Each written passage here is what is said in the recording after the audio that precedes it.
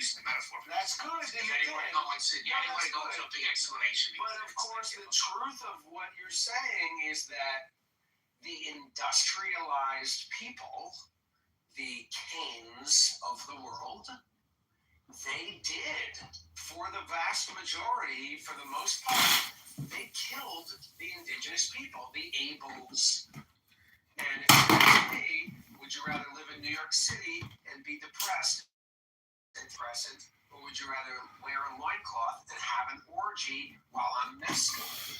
I would rather have the loincloth, mescaline, orgy. Yes. If Moses would have only have said, you know what, Moses, come on into my office. This is some amazing magic. Let's actually incorporate you into our government and all your people. The history of the Jews would never have happened. Hello? Stop you. You're wrong. You have to stop you. You're wrong. Okay? So because of the sin of Adam, because no one repented for Adam. Hello? Cain killed Abel. And then the burnt offering started. So, hello? You're reading the Quran too much, buddy. Get back to the roots. No, I was watching Cecil B. DeMille's 10 Commandments with Charlton Heston. And, if Israel was founded in 46 and 10 Commandments came out 10 years later, 10, not 11, 10, not 9. Listen, Cecil B. DeMille's 10 Commandments is the greatest propaganda film for the state of Israel ever. It's just genius. Like, obviously, it's not just about Moses. It's actually a propaganda film for the state of Israel. When I first met you, you were like 100% a Mizrahi Jew. Like, what happened to you now? What's wrong with you? You're not Jewish no more? You're not Jewish no more? Rabbanu Shalom. Let me put on my tefillin and my tefillin. My father is Jewish and his mother is gorgeous. I'm technically a Mishling according to the Nuremberg laws, and I think. According to Israel, you're a Jew. No, I think a patrilineal Jewish state is what's required here in the northeastern or northwestern part of Gaza. I call it JPAMK, the Jewish Patrilineal Ashkenazic Mishling Kingdom. And I think that it's a great place for, a layover between America and Iran in JPAMK. No need to go to what they call Palestine. Just come to JPAMK, because patrilineal Jews are the actual Jews, the real Jews, not these matrilineal Jews. That's a bad rabbinic ruling. That was an incorrect. So, what I was thinking about this, we were talking about marriage the other morning, on how, marriage is not, official. When you go to Israel, you got to do, CCD classes to get the get the license or whatever. I was thinking about recording and making a YouTube and kicking off my YouTube career with making pretend that I bought tickets to Israel, right? Because I have the passport, and I want to tell my wife that I want to have a real Jewish wedding in Israel and be do the whole thing, and then giving her the face I really want to do it, and just hearing her freak the fuck out. I want to record her freak the fuck out. I'm not going to Israel, no fucking way. Don't tell me you used a credit card. Oh my god, it'd be fucking. Oh my god, it'd be classic. I'm telling her, yo, baby, I got a good place. Really, I only spent $15,000. 15? What? Oh my god, I would love it.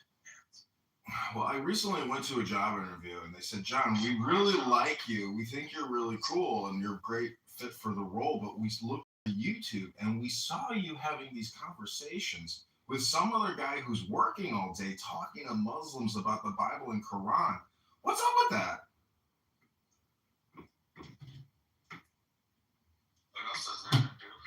Bro, most of the shit that you have me recording on got flagged because I'm too controversial. No, you're not even close. No, I can go to other rooms and they're actually talking about murder and drug deals and raping people. And the worst of the worst. This app actually has real gargoyle vampire demons on it. This is actually one of the holiest rooms on Clownhouse. No, you could call it like inner city bubonic plague rooms, young YN rooms basically. You got women on here turning tricks in here. Yeah, there are prostitutes on the set. I seen 3 black girls turning tricks in a room. It's fucking chicken. They were showing all sorts of shit on their pictures. Not Smilers. Is that a picture of Epstein? I was thinking about setting up a. Is he reading the Quran? If you do I think I might do an OnlyFans expecting $1. Send me a link. That's crazy. That shows how thirsty men are. No, it just shows you that content is what's in demand. But just looking at a pair of ass and tits isn't going to improve your life in the slightest. It just takes time away from what you could improve on. It's called opportunity cost. And I keep talking about that on this app, that I believe that it's the 1530 rule. Oh, okay, go ahead, Smile. I'm sorry. This is going to be quick, probably. Megatron, you know how the Muslims will use the verse about Kedar and saying like that's a prophecy of Muhammad? Yeah, when that's clearly a Jesus. But yeah, keep going. Yeah, so read this. Listen to this. I'm going to read this. This is Psalms 120. It says, I call on the Lord in my distress, and he answered me. Save me, Lord, from lying lips and from deceitful tongues. What will he do to you, and what more besides you, deceitful tongue? He will punish you with a warrior's sharp arrow, with burning coals of the broom bush. Woe to me that I dwell in Meshech, that I live amongst the tents of Kedar. Too long have I lived among those who hate peace. I am for peace, but when I speak, they are for war. So Islam is also so if Kedar is Muhammad's whole situation, then I mean that's pretty accurate. That's pretty spot on. Among those who he lives among those who hate peace, and the Muslims definitely hate peace. I don't know. I thought that was interesting. I was listening to the Book of Psalms today, and I'm like, what the hell? That's crazy. See, we look at Islam through a polarized lens because all we see is the polarized percentage. But there's a lot of just, normal Muslims who aren't ultra religious or fanatic politically. But that's normal distribution curve with any population. And so. The only problem with those people is they don't speak. Hold on. We got a Baba on stage. What's up, Baba? What do you got? Baba Wing. What's up? What do you got? Assalamu alaikum. Baba, what do you got, Baba? All right, if you don't talk, I'm just gonna kick you the fuck out of here. Going once. Baba to the. Any Muslims that come in here, instantly kick them. Ask them to come up, invite them up. If they don't come up, you just kick them. That's it. All right, Daniel? Those are the rules. Hello. Yeah, what's up, brother? What do you got? What is it? Who do? Are you a Sikh? Are you a Sikh? No. I am Muslim. Oh, get the fuck out. Get the fuck out. Wait. I don't know who we talking to today. All right, so listen. All right, these are the rules. If he insults, if he just hints at an insult to my religion, I'm kicking you the fuck out of here. What is your religion? Okay? Yeah, see, you don't even know. So ask all the questions that you got. Ask all the I questions. don't know what is his religion. You're on a fine thread. You're hanging on a fine thread. Hindu. He's a Hindu? Was Jesse Jackson Jr. a Muslim? What is that like? I don't know, like. All right, that's it. You said that's it. That's it. I'm fucking out. No, he's getting off the fuck. Hey, wallah. I wanted the He said, what's that? No, he said, what's that? I took that as an insult.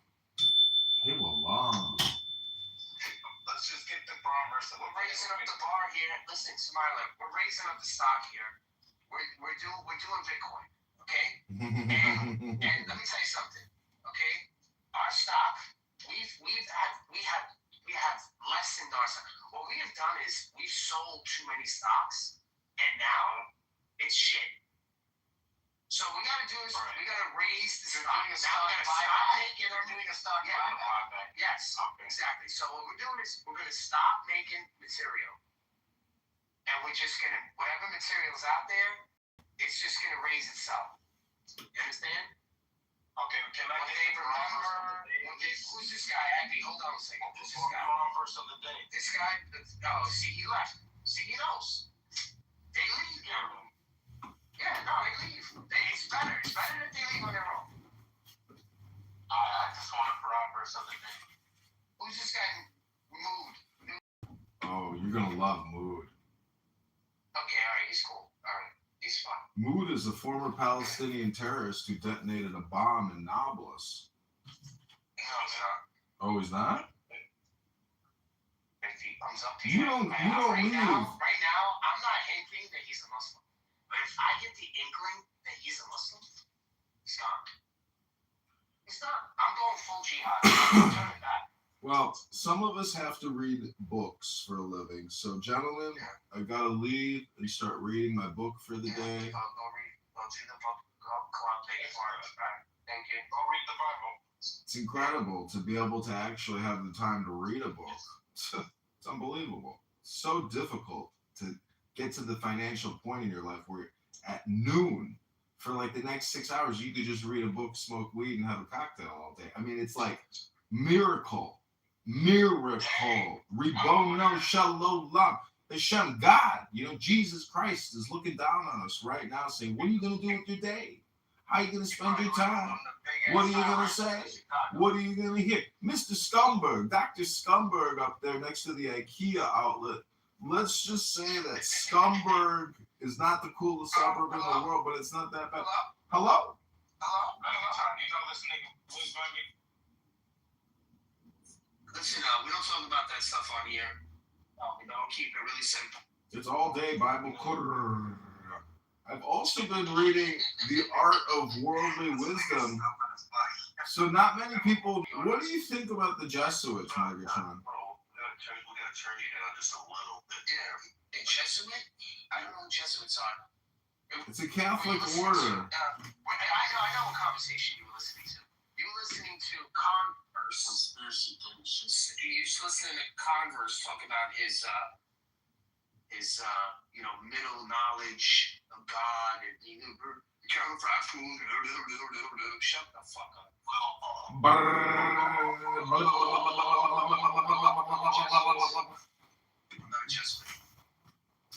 No, but I've been reading a book called The Art of Worldly Wisdom, and what's interesting about it is I was reading the Quran, and then I was like, you know what? After they said that they sent Jesus, I was like, fuck this book. So I put this. Wait. What verse is that?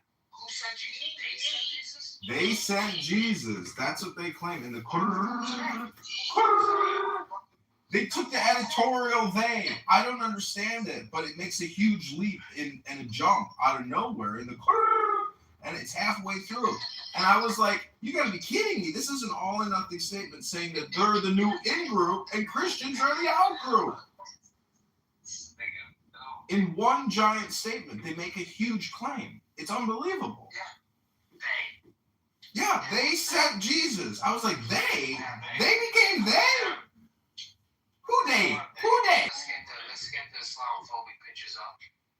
Also, don't forget Muhammad with the Mo. His other name is Abdul. And that's like saying there's a Dr. Jekyll, Mr. Hyde to Muhammad. He's got AKA names. He's got Abdul. Abdul. Have you met Abdul? Muhammad's evil brother? Hello? Oh my God, John. Oh man. Just slow down, bro. What do you want? You want fucking medicine, bro? Yeah, man. I just had a cup of coffee. Hello? Hello? You're gonna smoke this weed, Jen. That's what man. Get all day. Is that white? I guarantee from Is this Joanna the Jew? oh my God, John Lee's room. I heard you're banned from John Lee's room, Daniel. I cracked up for half an hour. Mubarak. Was that funny? It's fucking hilarious, dude. Listen, John Lee is busy charging the batteries on his RV and putting together egg sandwiches They for got people. stolen. Oh no! Everything got stolen. I think he's a liar. I think he's the biggest liar ever. No. I sent him $100. Anyway, I just told him that he needs a license to serve the homeless food. You know, what if they get sick on the food? He doesn't have a license. Oh, Joanna, relax. You can give food to anybody. Who cares about that license shit when you're homeless? I tried to start a food business for fruits, and we got stopped. Yeah, well, You can't just give fruit. that's a business. When we're talking about just giving food to other homeless bums that live on your street. Can I just get in here? I'll be like 10 seconds, like always. Thank you. Actually, it's not worth it. Go ahead. How's your book sales coming along, Joanna? Are we going to co-publish a book? Monthly. Yeah, this is my new book. I have the picture up here. What's it called? The Raven and the Rabbit. What the fuck? It's in my PTR. Yikes. We need to like, Joanna, we need to come up with some titles like how to start a clubhouse podcasting business. Shit like that. You know, we need you to go across these clubhouse streets, go into these rooms and start promoting how to start a successful clubhouse business and like publish that book on Amazon. See if we can't do, a couple thousand in sales this month. A clubhouse business? Yeah, who cares? Just use the word clubhouse in the name of the book. Don't worry about the copyright infringement. Right. This app is owned by Reid Hoffman, a faggot in the Epstein What's files. the content? Pedophile from the Epstein files. Don't worry about this garbage. What do you want me to write about?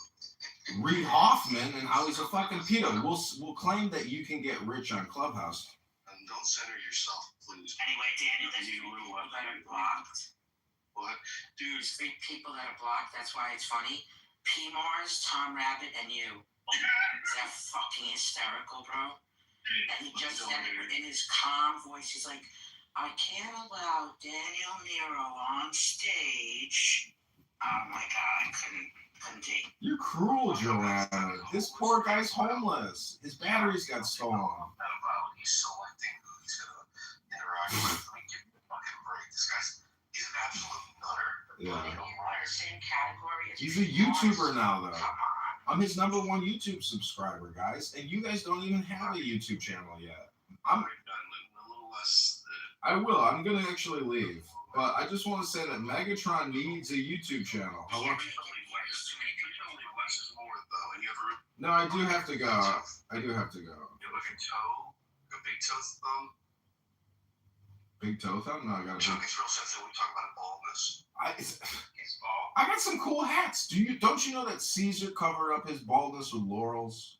I am covering up my baldness with laurels too.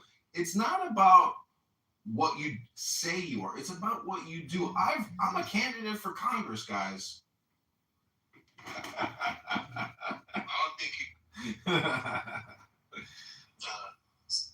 So, where's the Wells Fargo around here? Oh my goodness. You didn't do that? Well, you could have texted me that you were I texted you. I don't have time to do anything right now. What do you think I'm gonna do? Like do 3 things and then Google? You never informed me. You never informed me. What? The seat? It's packed. What do you think? Listen. I'm not trying. Okay. I'm not trying. Listen. Yeah. So you never. I'll have to talk to her. Wait. I'm online right now. I'm doing my ministry right now. Just so that you know. Okay. That's why I'm doing a lot of things. I had to leave food with Miguel. This seat was completely full like this. If I didn't leave it, I almost left. Here's the Wells. Well, the Bank of America is just 1 block away from here. Well, like said. Well, this is 1 block. Let me see the map. I'm gonna go to Bank of America first, not Wells. It's ridiculous. You have to go to Wells Fargo.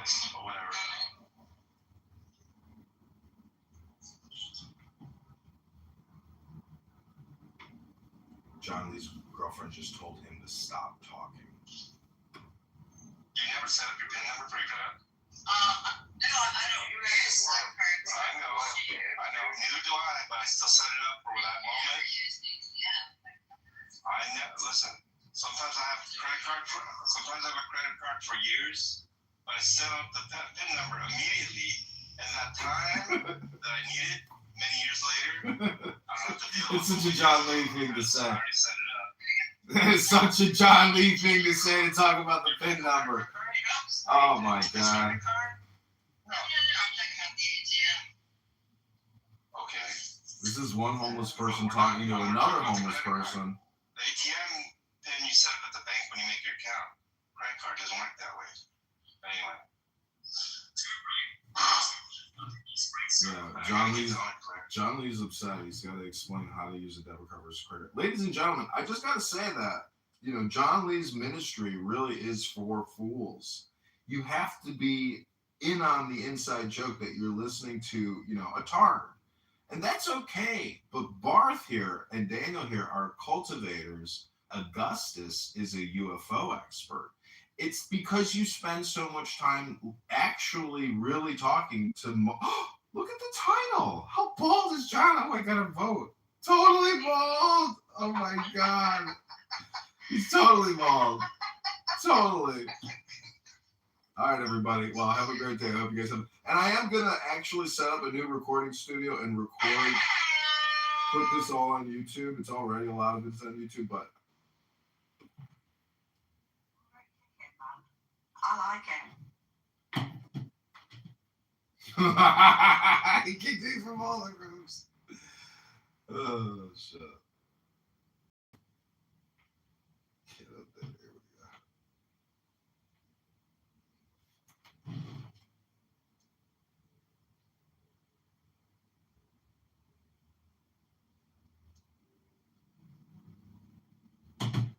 So anyway, I'm thinking about setting up at OnlyFans. What shall I sell on there? Well,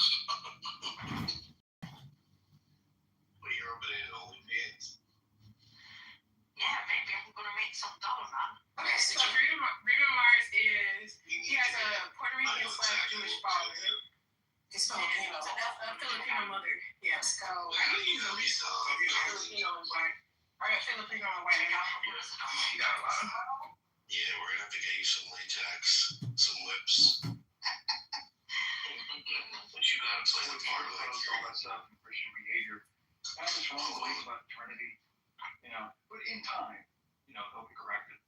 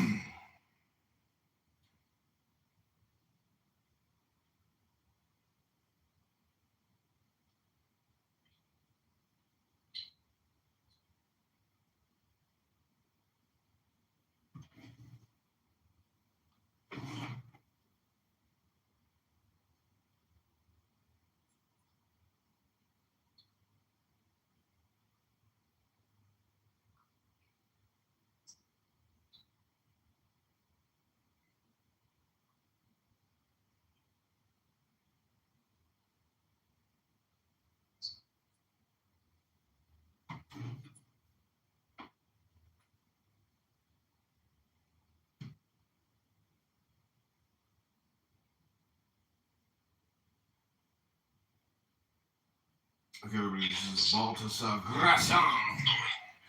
Please stand to your feet as we receive a champion for justice. United States Senator. Wait, which one?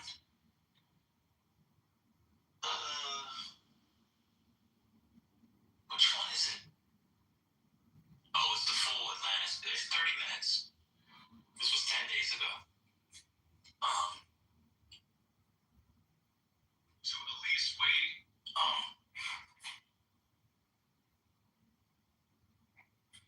Any comments on that?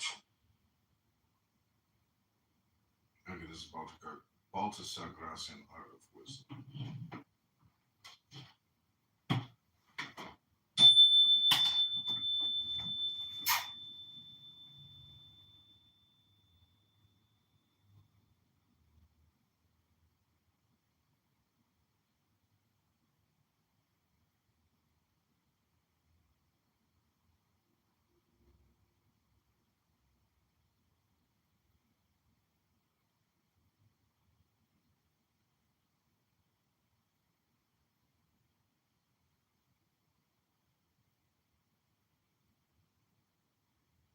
And excellent things, if only to console itself like lightning. Sancho strikes the highest places. So let Homer, non-intelligence, pretend that your intelligence or courage, though not your prudence, has committed some act of carelessness.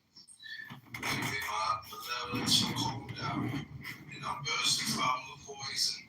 This is like waiting on a cape in front of the bowl of agony in order to escape with immortality.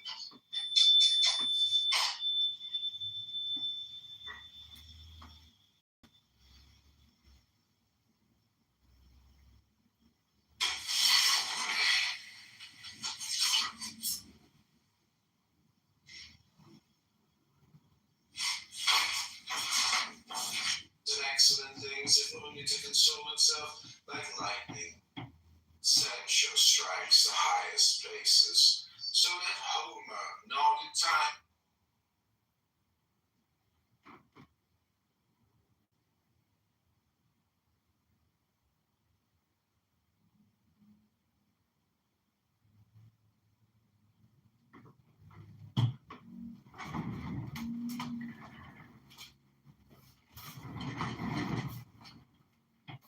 This is Baltasar Gracian, read by John Kitover.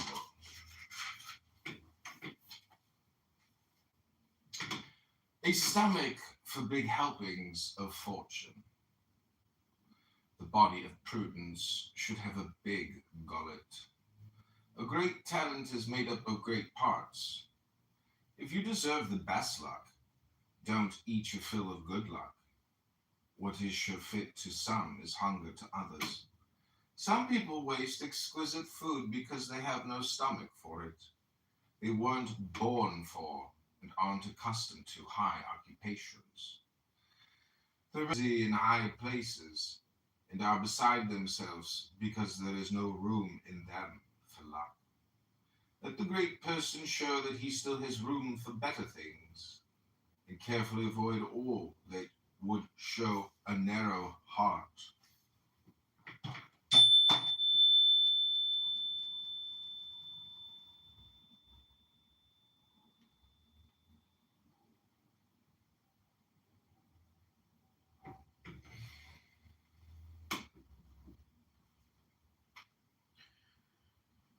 To each the dignity that befits him.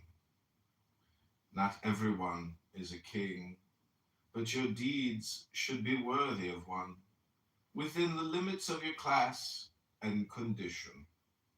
A regal way of doing things, sublimity of action, a lofty mind. You should resemble a king in merit, if not in reality. For true sovereignty lies in integrity. You won't envy greatness if you yourself can be a norm of greatness. Especially those who are near the throne should acquire something of true superiority.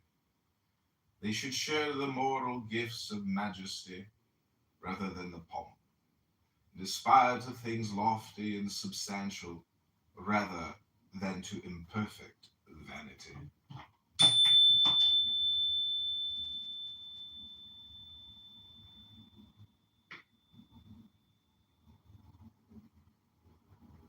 sense of what each job requires.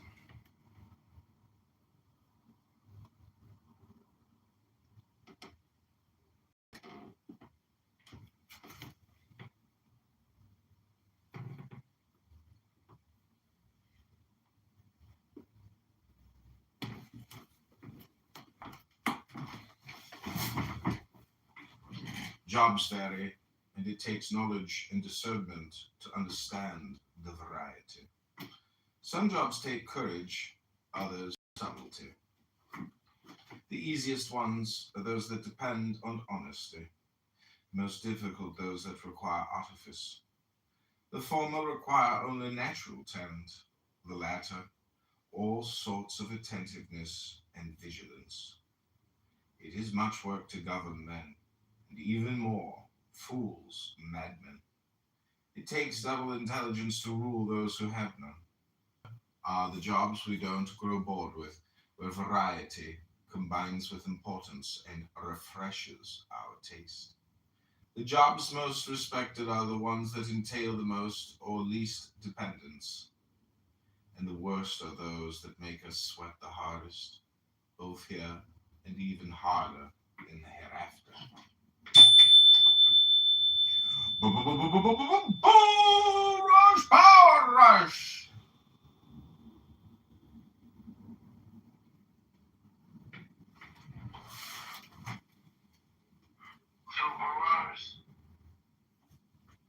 What'd you say?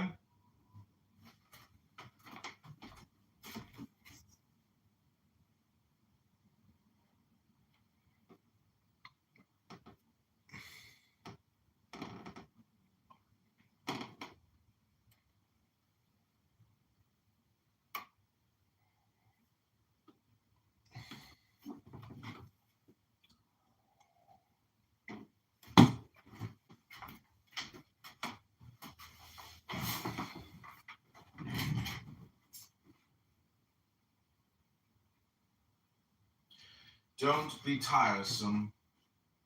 Don't have only one theme, one obsession. Brevity is pleasant and flattering, and it gets more done. It gains in courtesy what it loses in curtness. Good things, if brief, twice good. Badness, if short, isn't so bad. Quintessences work better than farragos. Everyone knows that a tall person is rarely an intelligent one, but it's better to be tall in stature than long in conversation. Some people are better at disturbing than adorning the universe. Useless trinkets shunned by all. The discreet person should avoid tiring others, especially the great or very busy.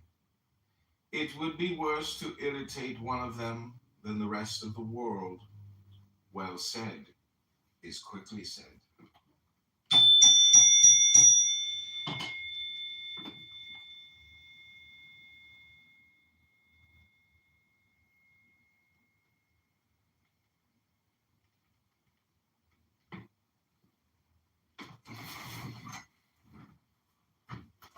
Don't flaunt your good fortune.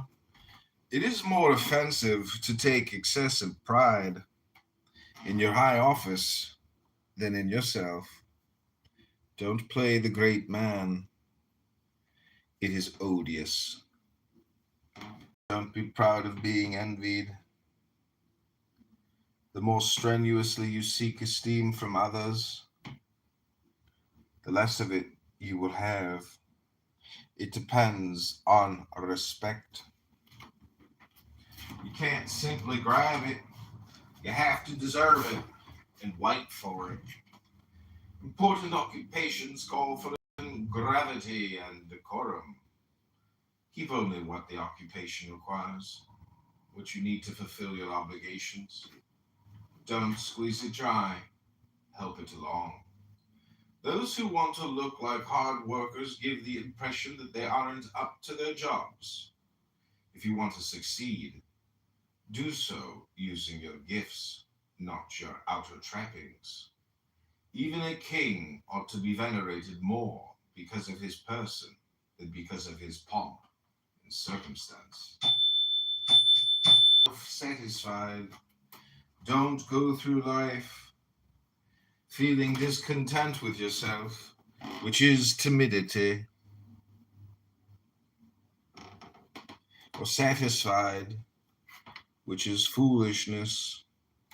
Self-complacency usually arises from ignorance, and it leads to a foolish happiness that tickles the taste but ruins the reputation. Unable to discern the high perfection of others,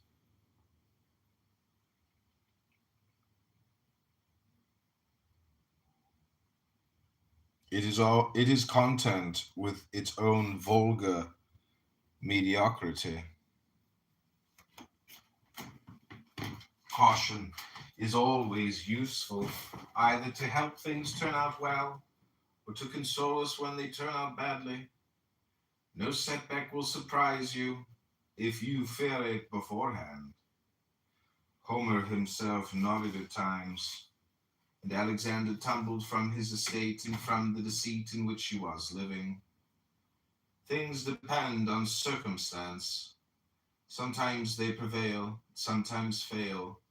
For a hopeless fool, however, the emptiest satisfaction turns into a flower that goes on scattering its seed. A shortcut to becoming a true person. Put the right people beside you. The company you keep can work wonders. Customs and tastes and even intelligence are transmitted without our being aware of it. Let the quick person join the hesitant one, and so on through every sort of temperament. That way you will achieve moderation without straining after it.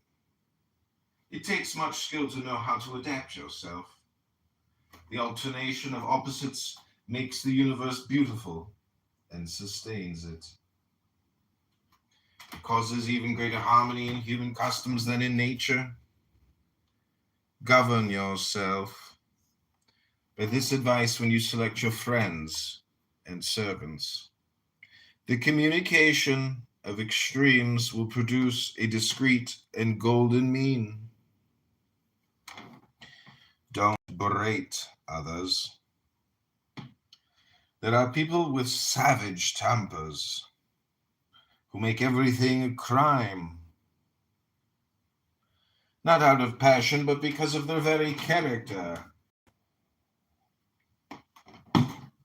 They condemn everyone, some for what they've done, others for what they will do. This shows a spirit worse than cruel, which is truly vile. They criticize others so exaggeratedly that they make motes into beams in order to poke out eyes. They are taskmasters who can turn a paradise into a prison. When swayed by passion, they take everything to extremes. Good-natured people are able to pardon anything. They insist that others had good intentions or went wrong inadvertently.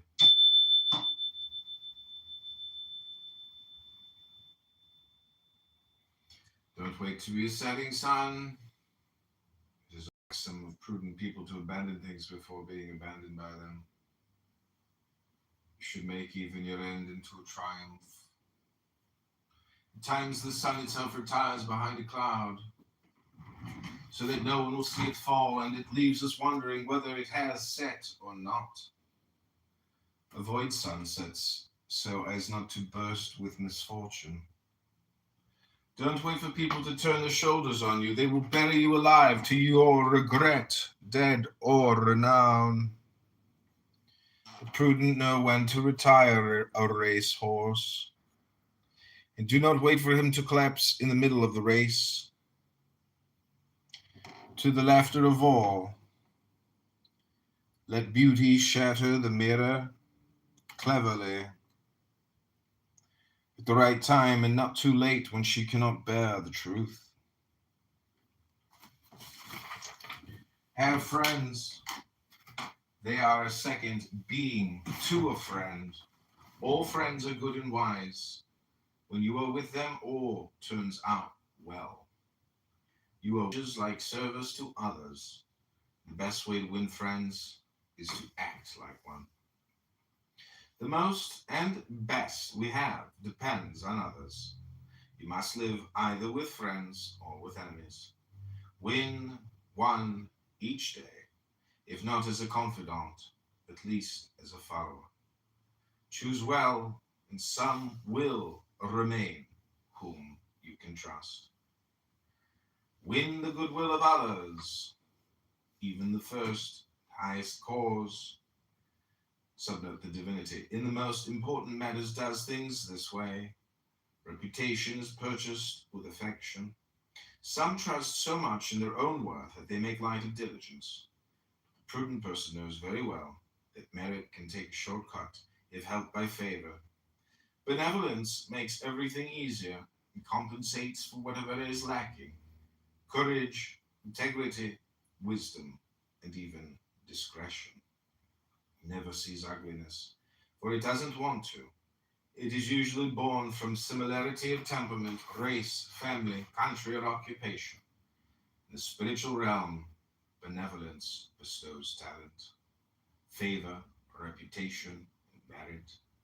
Once one wins it, this is difficult. It is easily kept. You can make an effort to win it, but you must also know how to use it.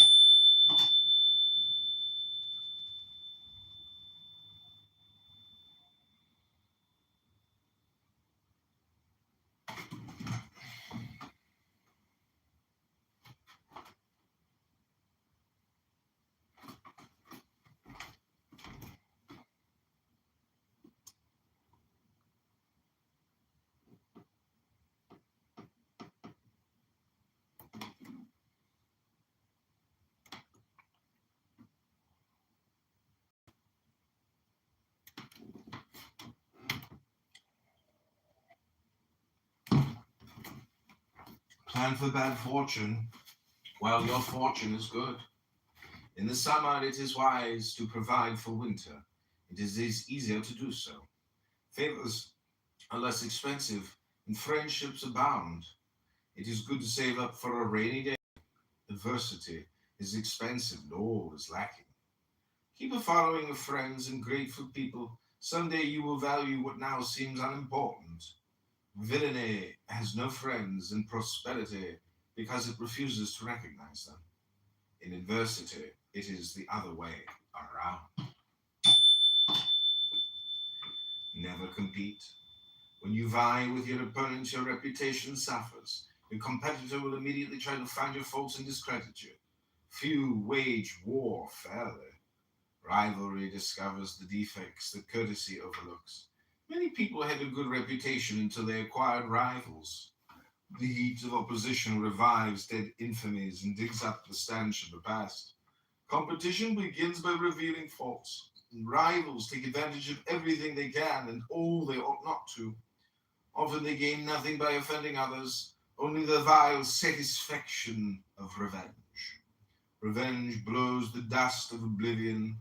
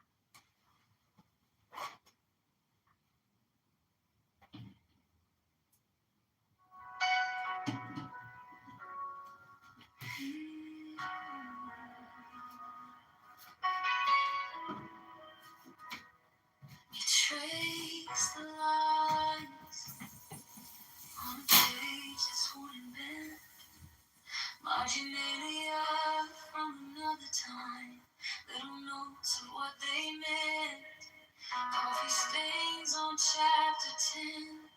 You say someone cried right here. All these quiet, folded corners, holding.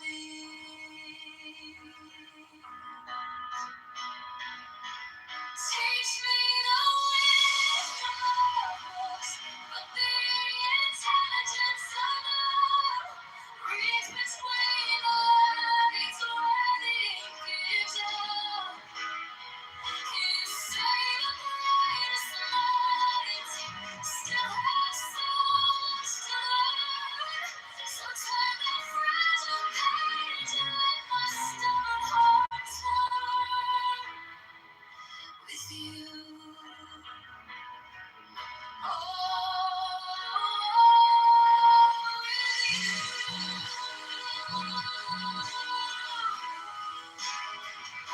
You quote a line about patience, about grace. Then you stop and start to smile with that softness in your face.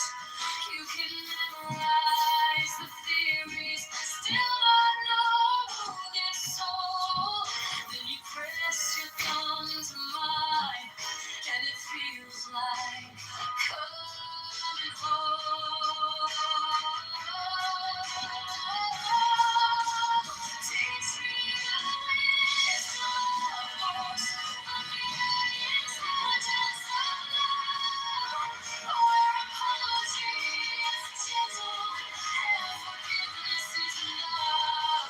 You say the bravest hearts hold the first ones to return. So turn that fragile page and let my restless heart learn.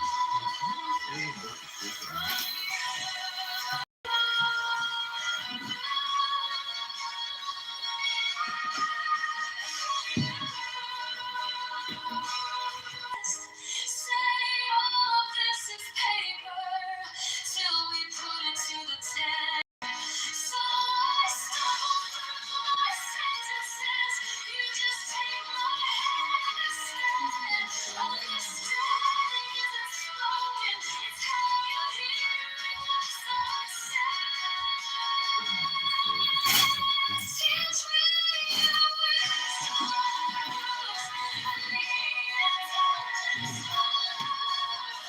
All the underlying mistakes we can rise above. Don't need every answer, just a place I can walk. So turn another page and let my heart show that we're the story being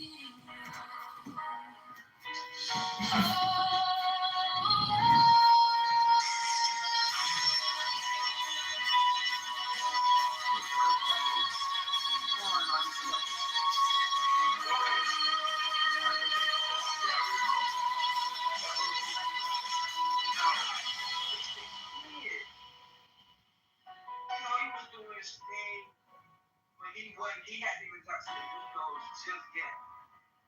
Wasn't just there yet, right? And nigga OG back will come with Bishop, guessed it, right after Tuesday, Mama Honey.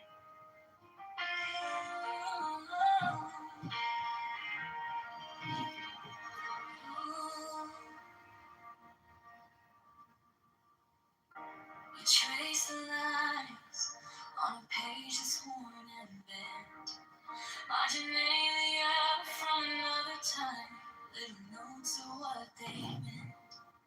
Coffee stains on chapter 10. You say someone cried right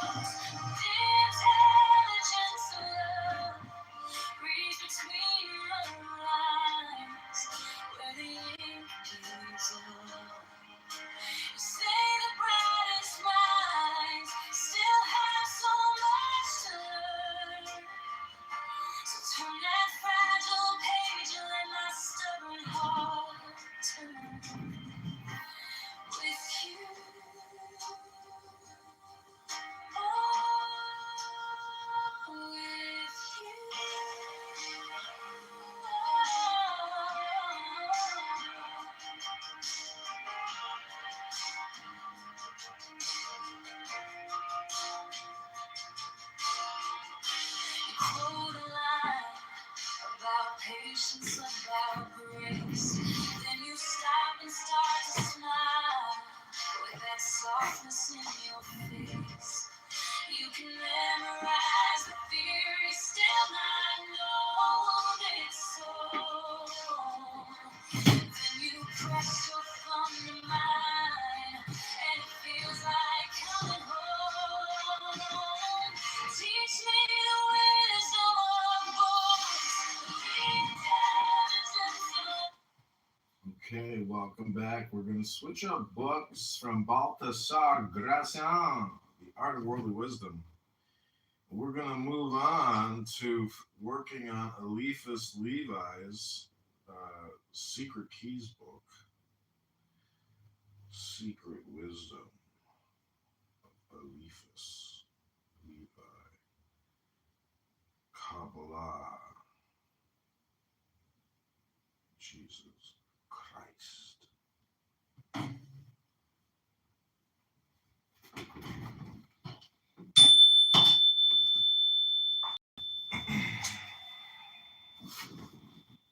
Number 19. It is the number of light.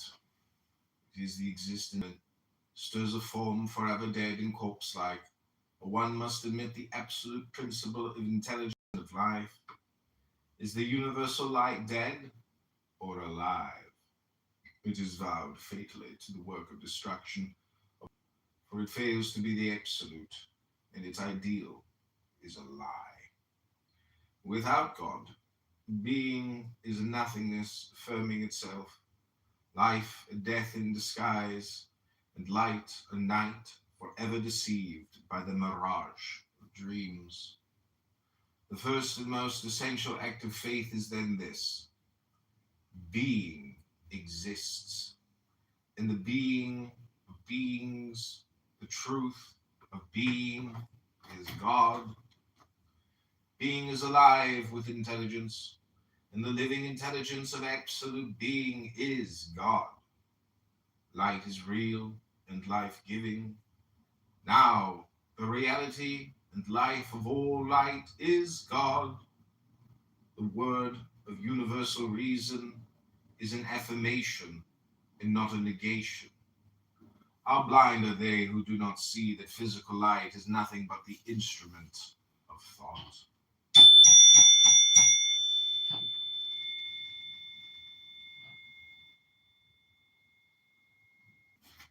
Thought alone then reveals light and creates it in using it for its own purposes.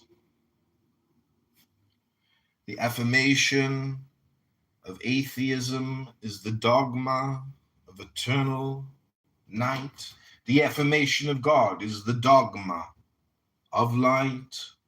We stop here at the number 19. Although the sacred alphabet has 22 letters, but the first 19 are the keys of occult theology. The others are the keys of nature. We shall return to them in the third part of this work. Let us resume what we have said concerning God by quoting a fine invocation borrowed from the Jewish liturgy.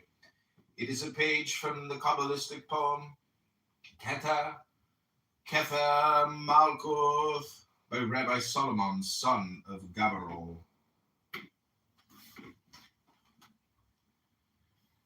Thou art one, the beginning of all numbers, and the foundation of all buildings.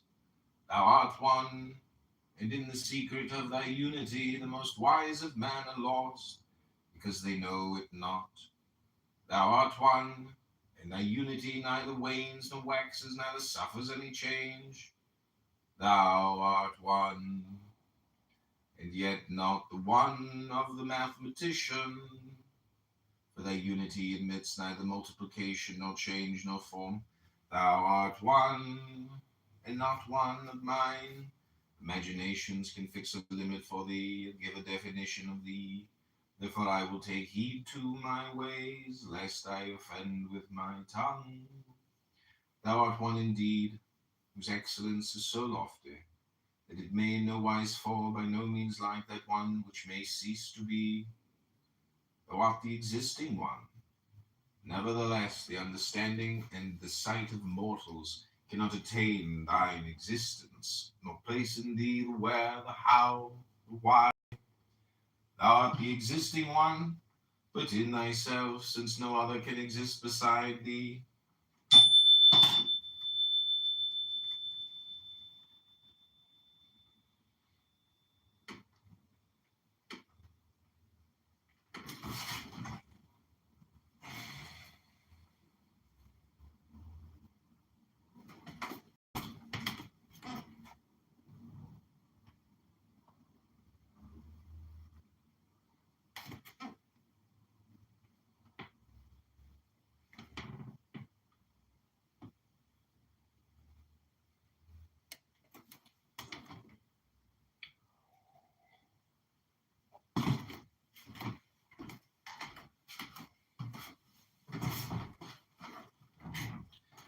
Thou art the existing one, before time and beyond space. Thou art indeed the existing one, and thine existence is so hidden and so deep that none can discover it or penetrate its seeking with the life of mortals, that is like breath, whose end is to give food to worms. Thou art the living one, and he that can attain thy mysteries will enjoy eternal delight and live forever. Thou art great. Before thy greatness all other greatness bows, and all that is most excellent becomes imperfect. Thou art great above all imagination, and thou art exalted above all the hierarchies of heaven. Thou art great above all greatness, and thou art exalted above all praise. Thou art strong, and not one among thy creatures can do the works that thou dost, nor can his force be compared with thine. Thou art strong, and it is to thee that belongs that strength invincible, which changes not and decays never. Thou art strong by thy loving kindness. Thou dost forgive in the moment of thy most burning wrath, and thou showest thyself long-suffering to sinners. Thou art strong in thy mercies, long-suffering to sinners. Thou art strong in thy mercies, existing from all time, are upon all thy creatures. Thou art the eternal light, that pure souls shall see, and that the cloud of sins will hide from the eyes of sinners. Thou art the light which is hidden in this world, invisible in the other, where the glory of the Lord is shown forth.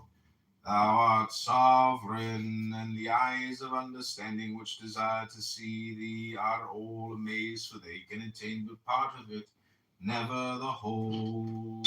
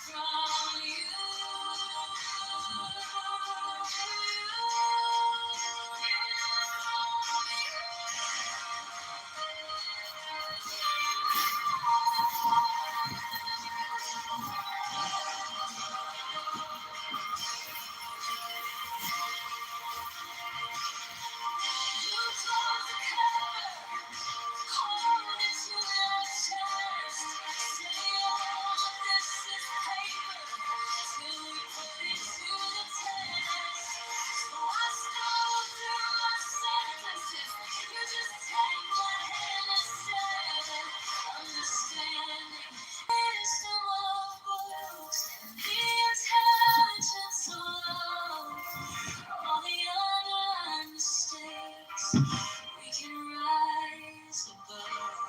I need every answer, just a place where I can grow. So turn another page and let our open hearts show that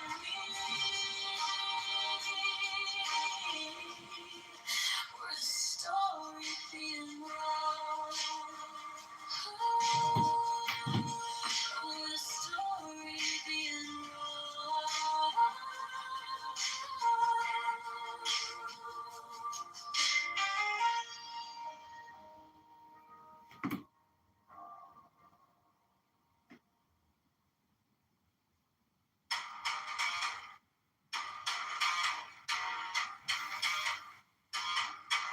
I drew maps on the backs of receipts, tiny plans, cheap backseat. Taught myself how to fail with my teeth clenched tight, how to stare down every locked door like it owed me life. This is the wisdom of success. Blueprints in my blood. It's gone secret test. You know, I know it's wrong. I'm doing reach out of pressure. Turn all that friction into gold. This is the wisdom of success. I never did what I was told.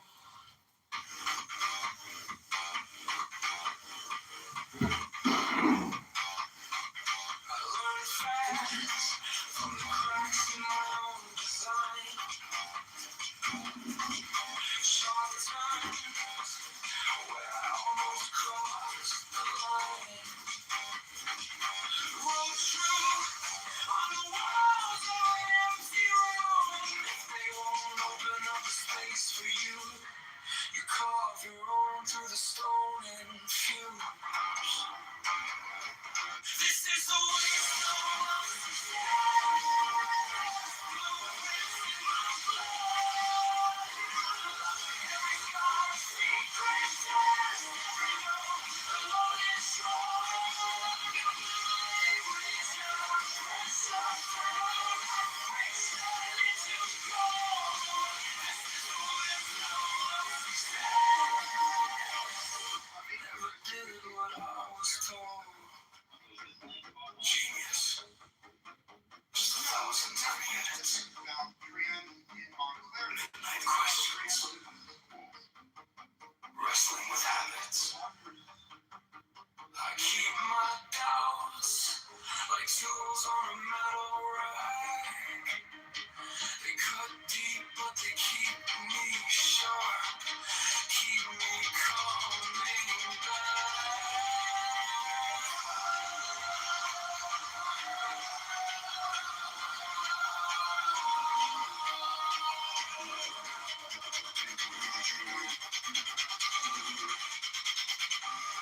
This is the wisdom of success.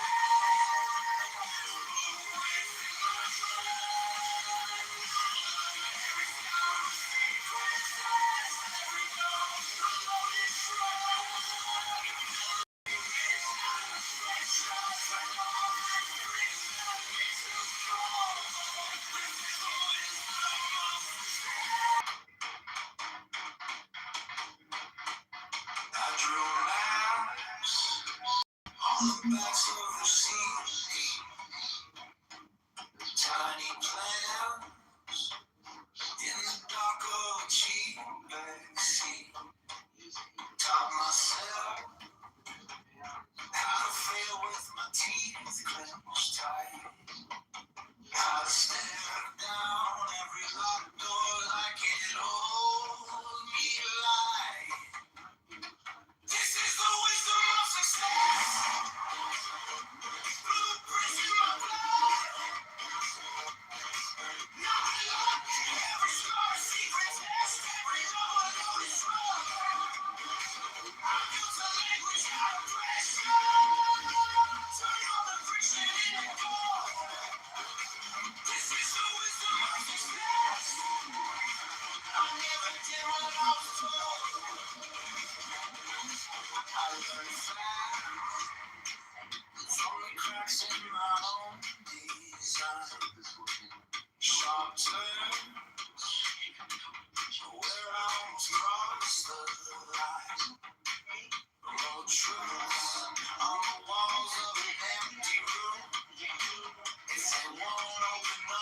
space for you. You can carve your own through stone and view. This is the wisdom of success.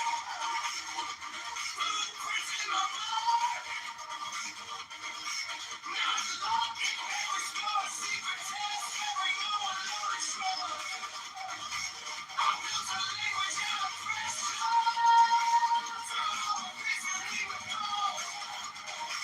This is the wisdom of success. I'll never do what I was told.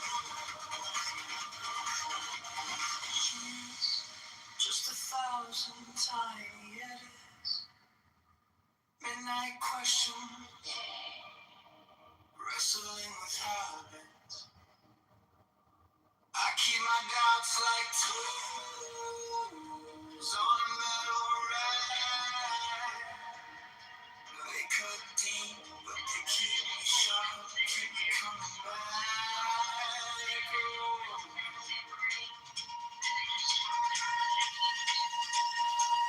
This is the wisdom of success. Blueprint in my blood. Now I look every scar, secret test, every no one known is true. I built a language out of pressure. Through every shame and gold. This is the wisdom of success. I never did what I was told.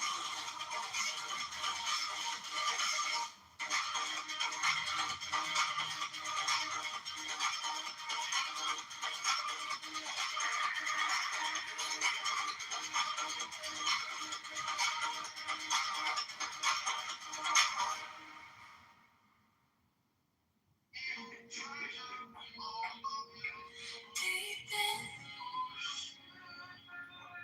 slow out, hands still, heart loud. I'm all on my shoulders, thoughts floating to the rim. Candle flicker on the tides, time loosens at the brim. Close eyes, count the exhales, let every shadow feel thin. One breath and another, I soften in my own skin. Breathe in, let it all go, sink down. Let the heat flow, steam on my skin. Opening every little worry, loosening, breathe out. Let the heart slow down. You have to control, steam on my skin. Opening in this quiet ceremony again. Cool air on my wet lashes.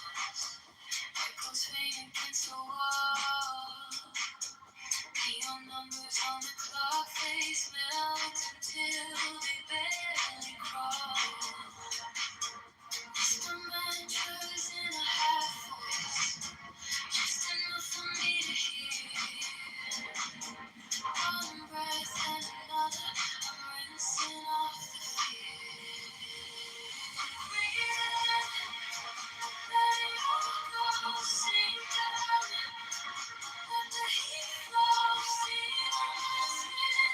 Open every little worry, loosening and breathe out. Let the heart slow nothing. You have to control, steam on my skin. Open in this quiet ceremony I begin, yeah. 1, 2, 3. 2, 3, nothing left to prove. Just a gentle move. 1, 2, 3, now set free. Become the water. Water becomes me. Breathe in, let it all go, sink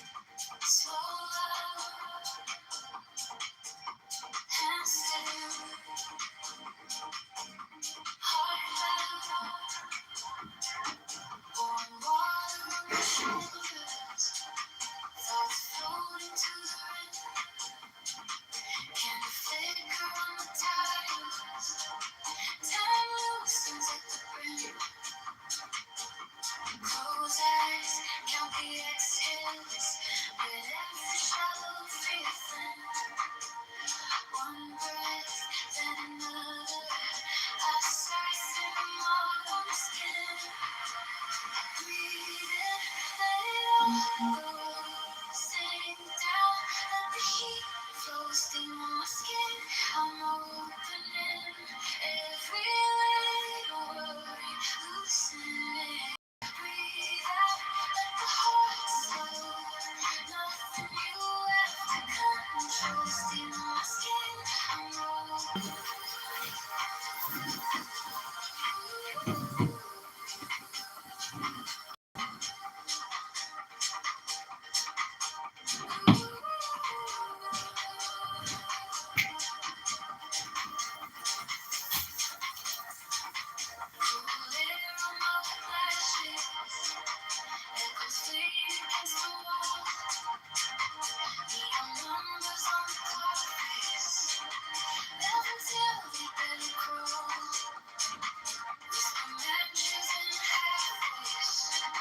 Just enough for me to hear.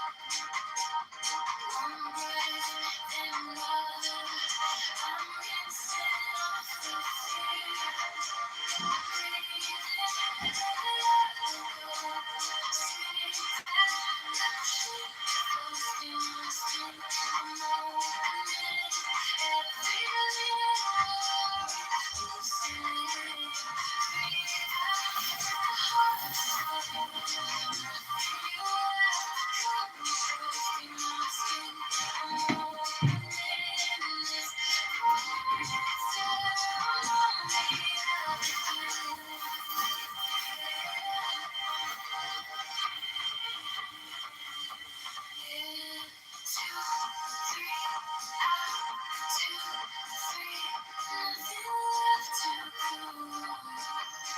Just a gentle move.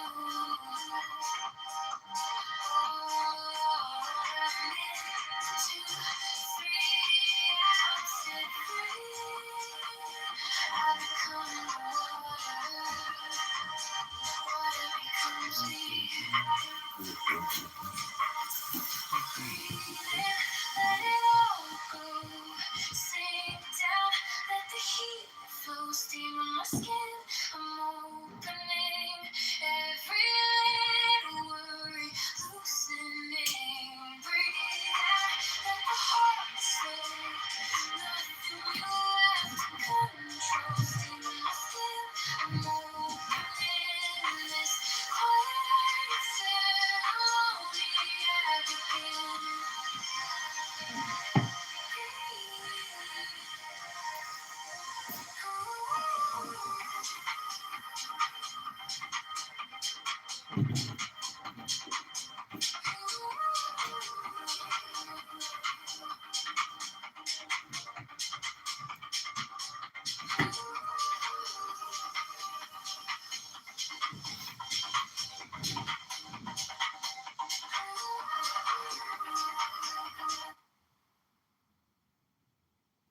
Okay, we're reading from Eliphas Levi.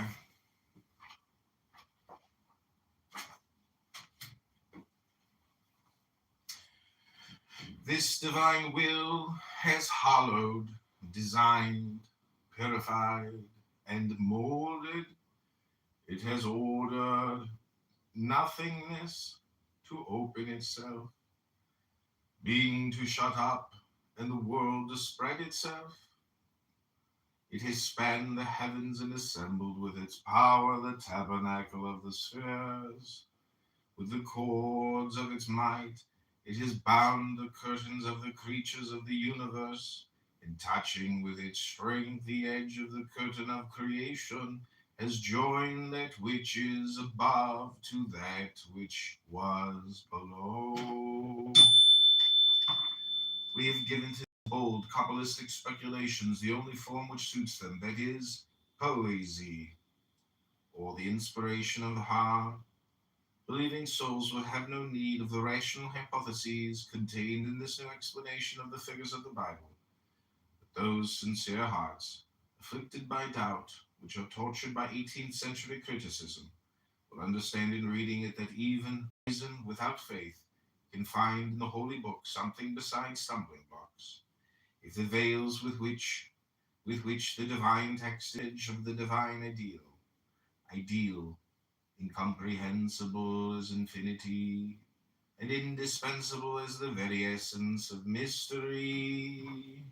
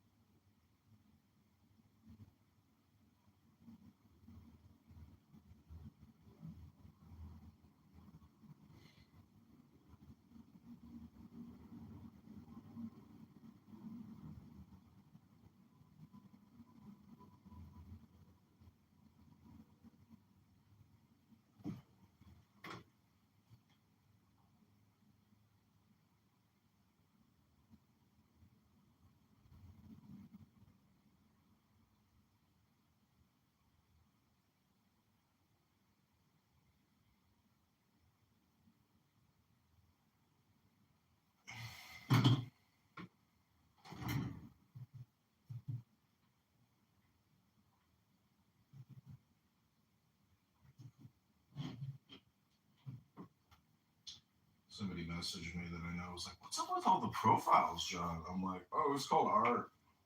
What'd you think you were doing on all the social media platforms? Thou art the God of gods, and all thy creatures bear witness to it. And in honor of this great name they owe thee all the worship. Thou art God, and all created beings are thy servants and thy worshippers. Thy glory is not tarnished, although men worship other gods, because their intention is to address themselves to thee.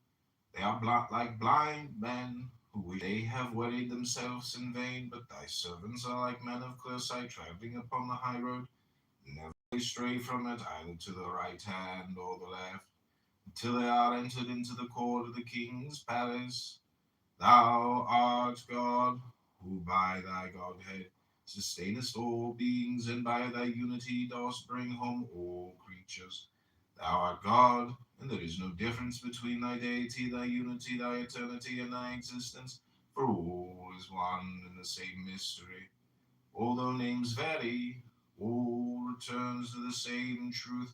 Thou art the knower, and that intelligence which is the source of life emanates from thyself. And beside thy knowledge, all the wisest men are fools. Thou art the knower, and the ancient of the ancient ones, and knowledge has ever fed from thee.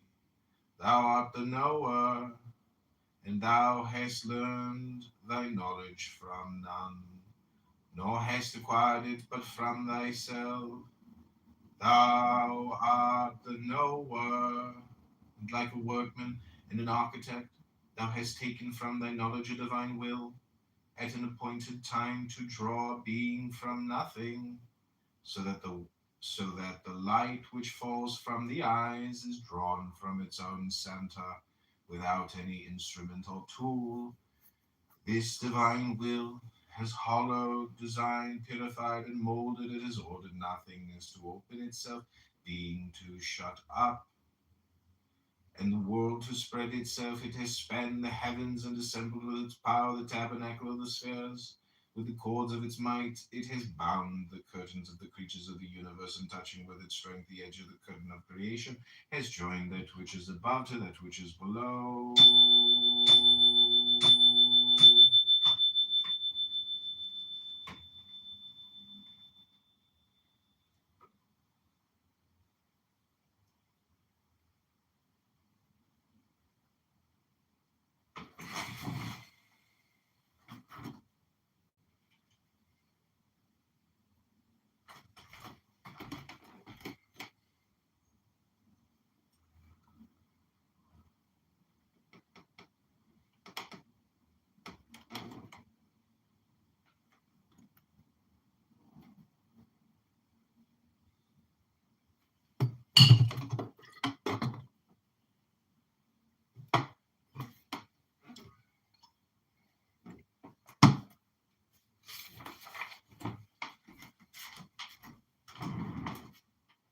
What up, Danny? I was just reading an interesting prayer, a Kabbalistic prayer. Very interesting.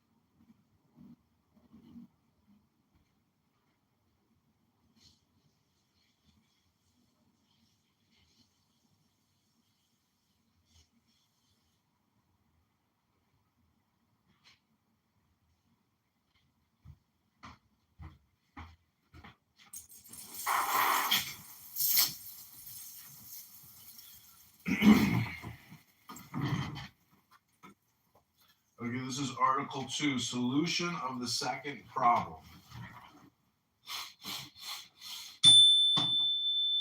True religion. Religion exists in humanity like love. Like it, it is unique.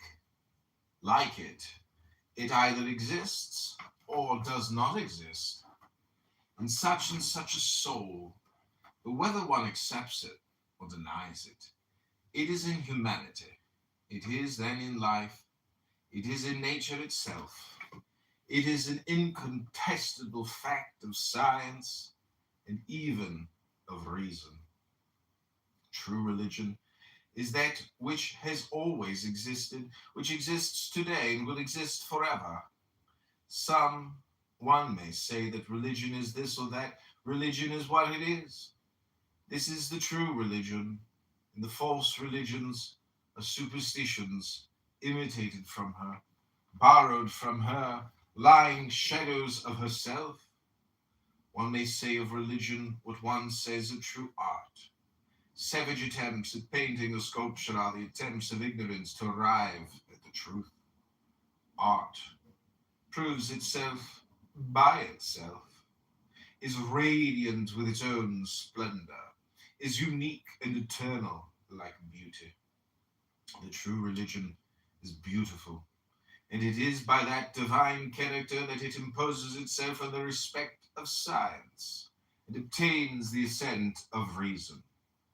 Science dare not affirm or deny those dogmatic hypotheses which are truths for faith, but it must recognize by unmistakable characters the one true religion, that is to say, that which alone merits the name of religion, in that it unites all the characters which agree with that great and universal aspiration of the human soul.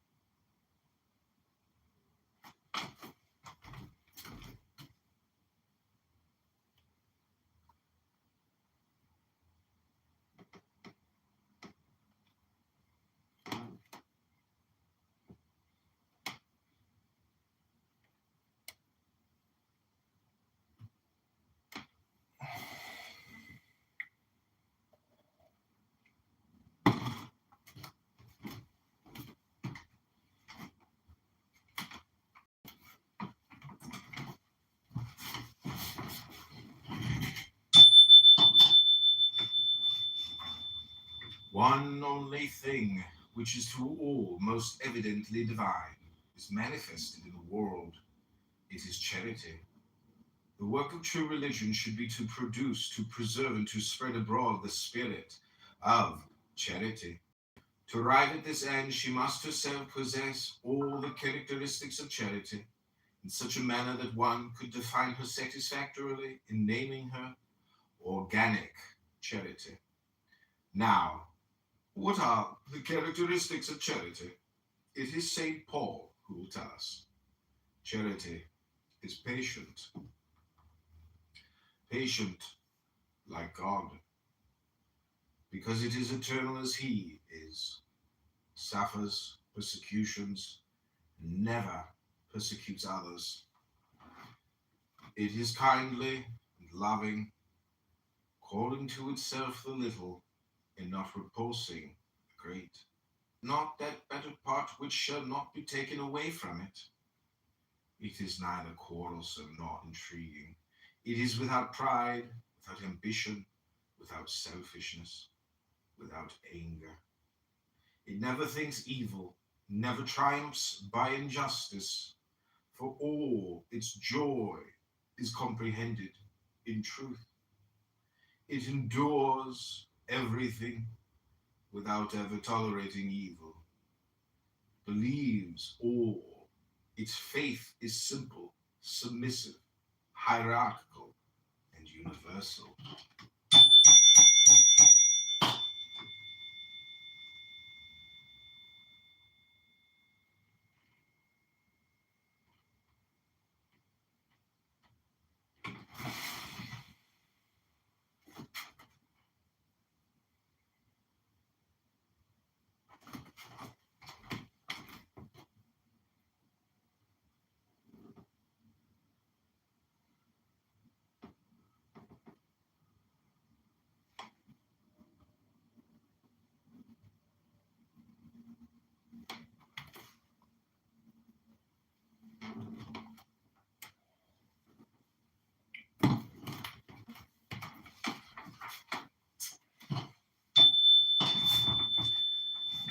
It sustains all and never imposes burdens which it is not itself the first to carry.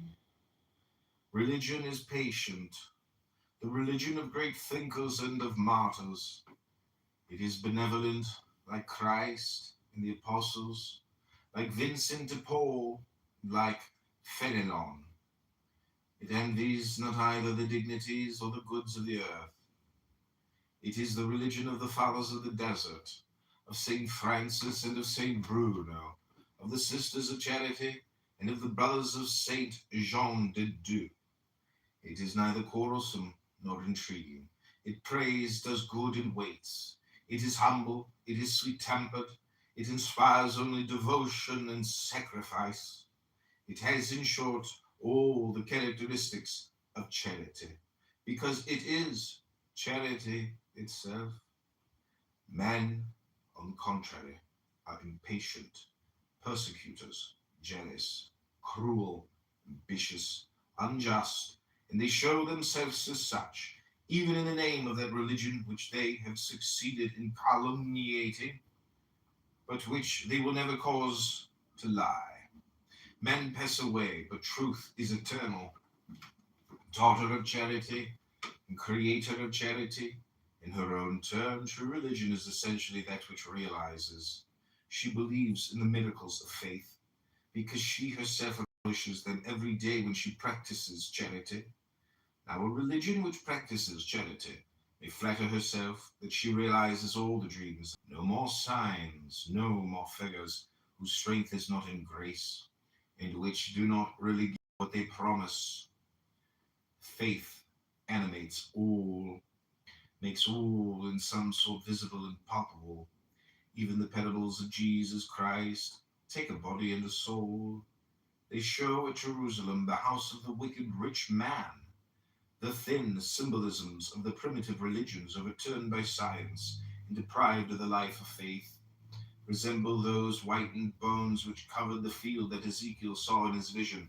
The Spirit of the Savior, the Spirit of faith, the Spirit of charity has breathed upon this dust, and all that which was dead has taken life again. So really that one recognizes no more yesterday's corpses in these living creatures of today. And why should one recognize them? Since the world is renewed, since St. Paul burned at Ephesus the books of the Hierophants, was then St. Paul a barbarian? And was he committing a crime against science? No, but he burned the winding sheets of the resuscitated that they might forget death. Why then do we today recall the Kabbalistic origins of dogma? Why do we join again the figures of the Bible to the allegories of Hermes? It is to condemn St. Paul. Is it to bring doubt to believers? No. Indeed, for believers have no need of our book. They will not read it, and they will not wish to understand it. But we wish to show to the innumerable crowd of those who doubt that faith is attached to the reason of all the centuries, to the science of all the sages.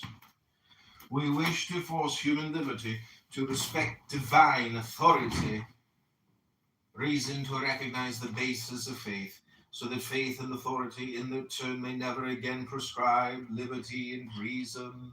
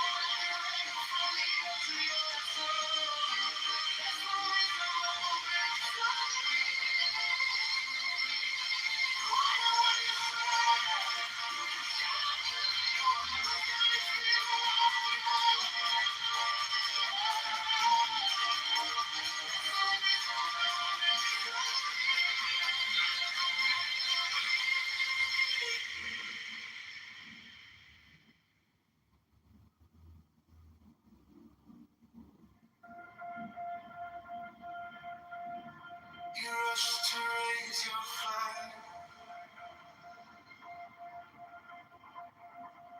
Still shaking in your hands. You crave the final word.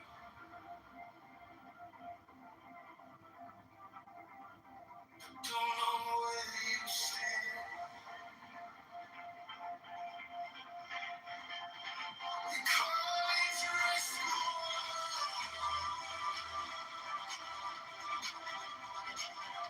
courage down the sand.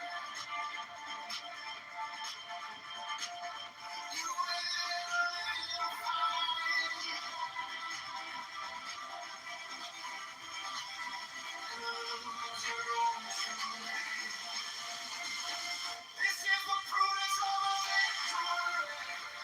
Knowing which battles you can leave. Call back your anger from the edge of your tongue. That's the wisdom of a victory. Quiet when you surrender, you could shout. You lay your weapons down and still walk out. That's the wisdom of a victory.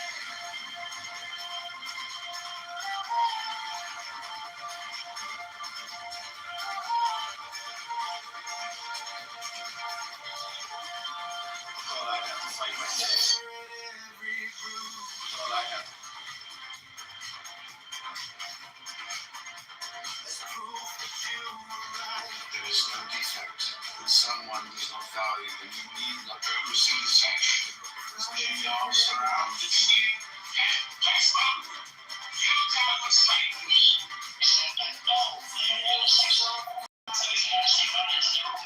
Excellence is made up of great parts. If you deserve the best luck, don't eat your fill of good luck only to others.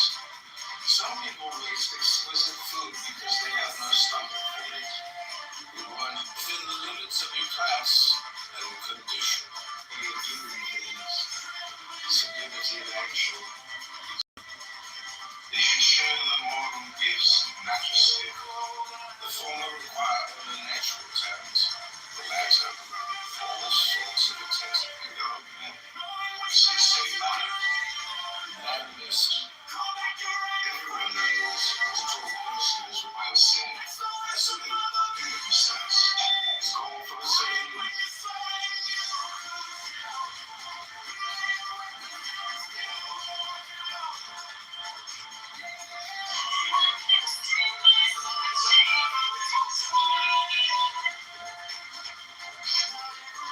Patience and enjoy your success.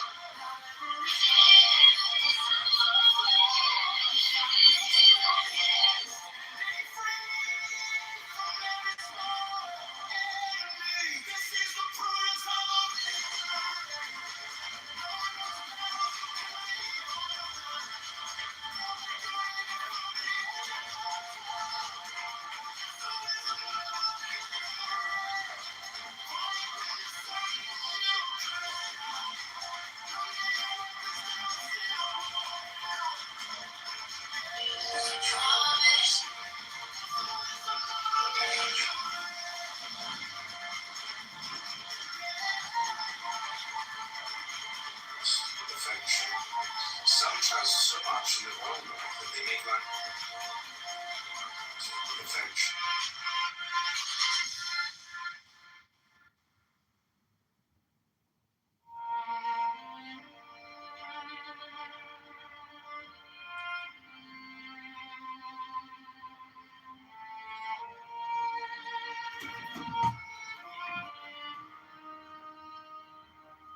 Quiet room, candle,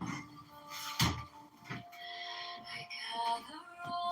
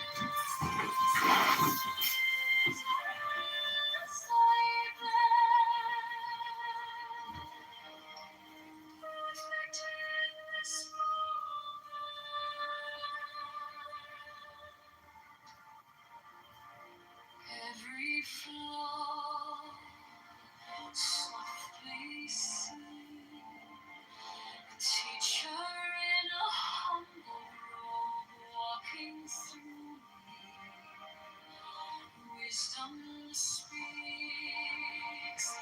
not in sound. In the space between one breath and the next one found.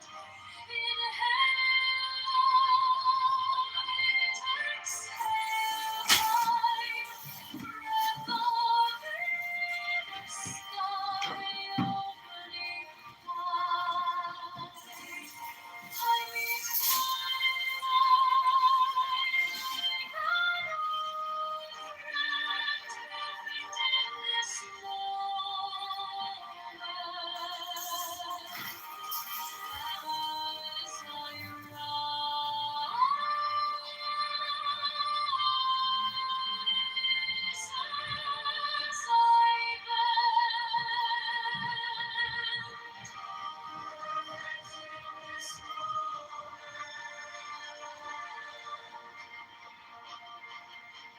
what is flawless?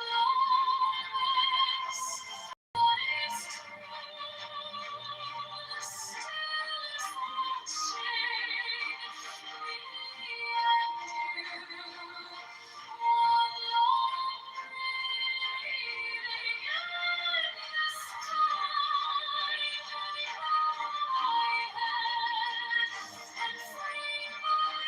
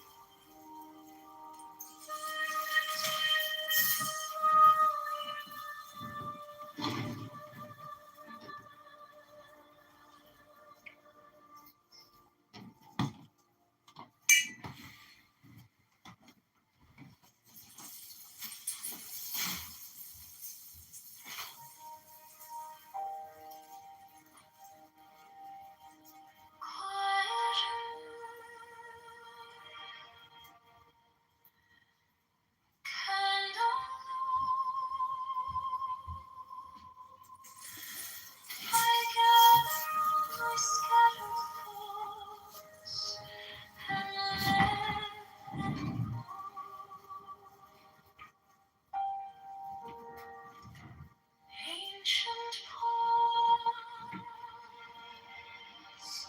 in my chest.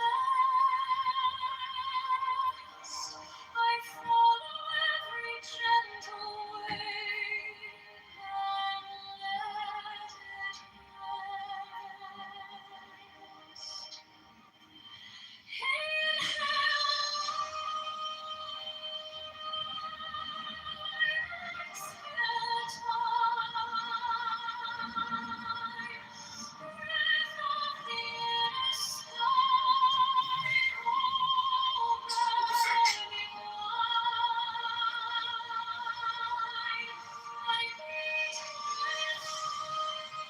Earth is made up of great parts.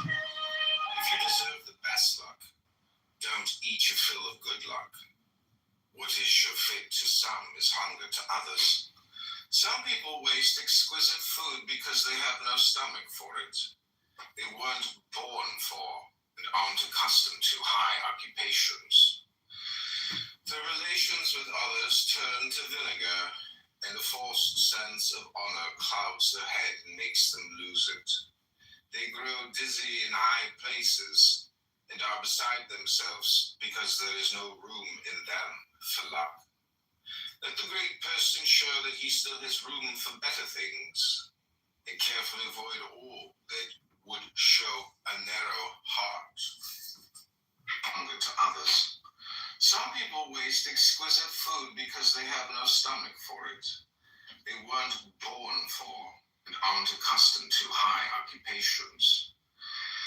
Their relations with others turn to vinegar, and the false sense of honor clouds their head and makes them lose it.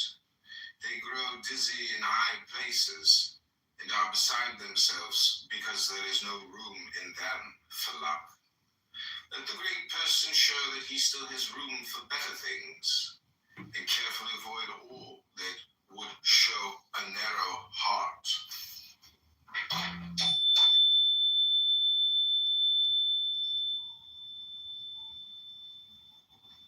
Within the limits of your class and condition, a regal way of doing things, sublimity of action, a lofty mind, you should resemble a king in merit, if not in reality. For true sovereignty lies in integrity. You won't envy greatness if you yourself can be a norm of greatness. Especially those who are near the throne should acquire something of true superiority. They should share the moral gifts of majesty rather than the pomp, and aspire to things lofty and substantial. You should resemble a king in merit, if not in reality. True sovereignty lies in integrity. You won't envy greatness if you yourself can be a norm of greatness. Especially those who are near the throne should acquire something of true superiority. They should share the moral gifts of majesty rather than the pomp, and aspire to things lofty and substantial rather than to imperfect vanity. They should share the moral gifts of majesty rather than the pomp, and aspire to things lofty and substantial rather than to imperfect vanity.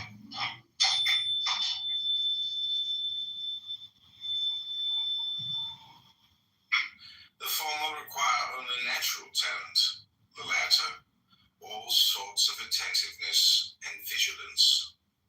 It is much work to govern men, and even more, fools, madmen. It takes double intelligence to rule those who have none. The job that is unbearable is the one that takes over the whole person, working full-time always in the same manner.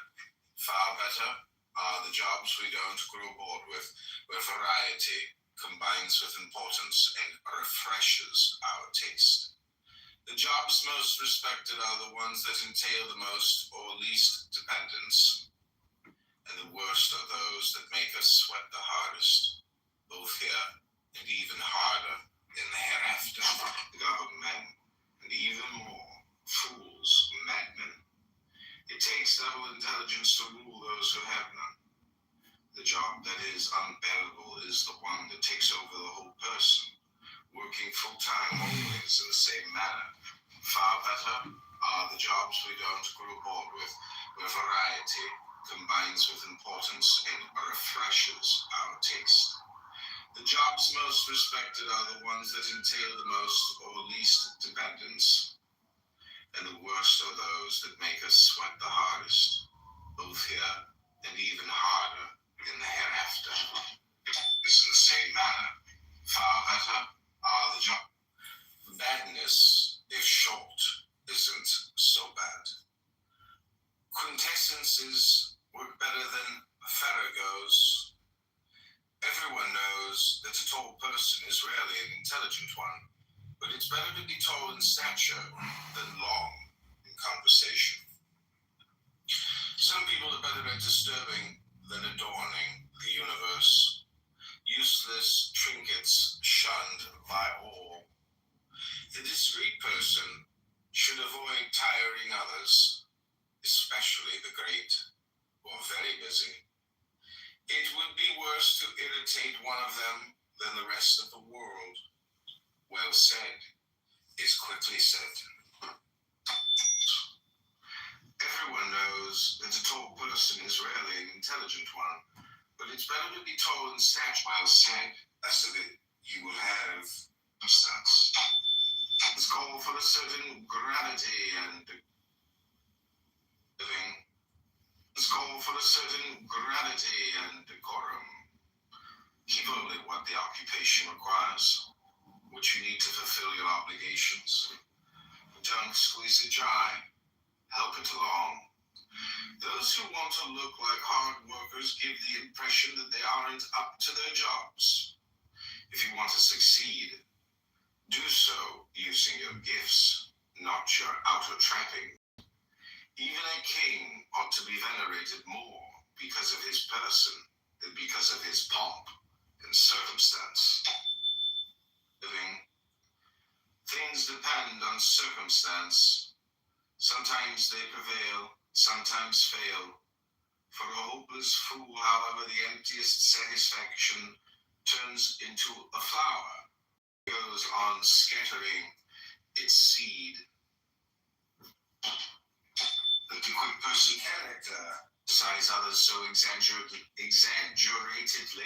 that they make motes into beams in order to poke out eyes. They are taskmasters who can turn a paradise into a prison.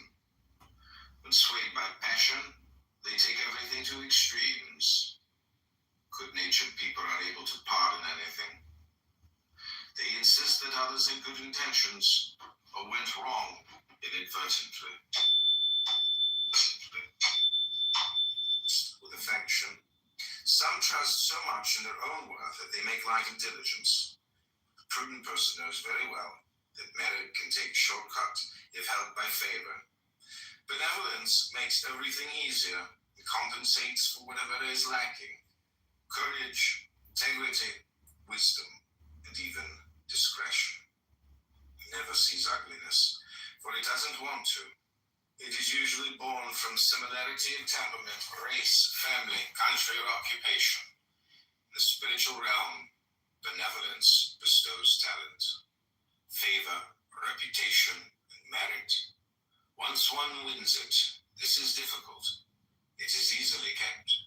You can make an effort to win it, but if held by face, family, country, or occupation, a good reputation until they acquire rivals, satisfaction of forever deceived by the mirage of dreams.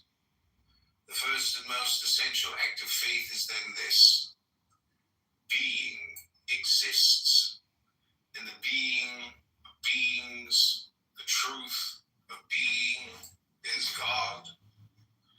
Being is alive with intelligence, and the living intelligence of absolute being is God. Light is real and life-giving. Now, the reality and life of all light is God. The word of universal reason is an affirmation and not a negation. How blind are they who do not see that physical light is nothing but the instrument of thought, ever deceived by the mirage of dreams. The first and most essential act of faith is then this: being exists. And the being of beings, the truth of being, is God. Being is alive with intelligence, and the living intelligence of absolute being is God. Light is real and life-giving. Now, the reality and life of all light is God. The word of universal reason is an affirmation and not a negation. How blind are they who do not see that physical light is nothing but the instrument of thought, ever deceived by the mirage of dreams. The first and most essential act of faith is then this: being exists. And the being of beings, the truth of being, is God. Being is alive with intelligence, and the living intelligence of absolute being is God. Light is real and life-giving.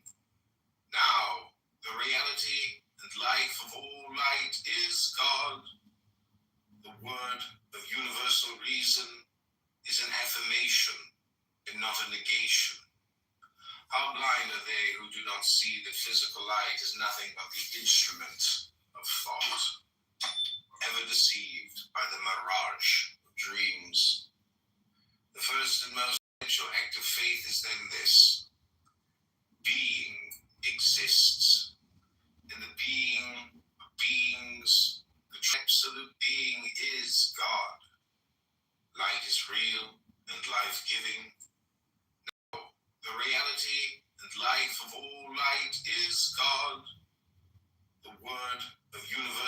reason is an effort, ever deceived by the mirage of dreams.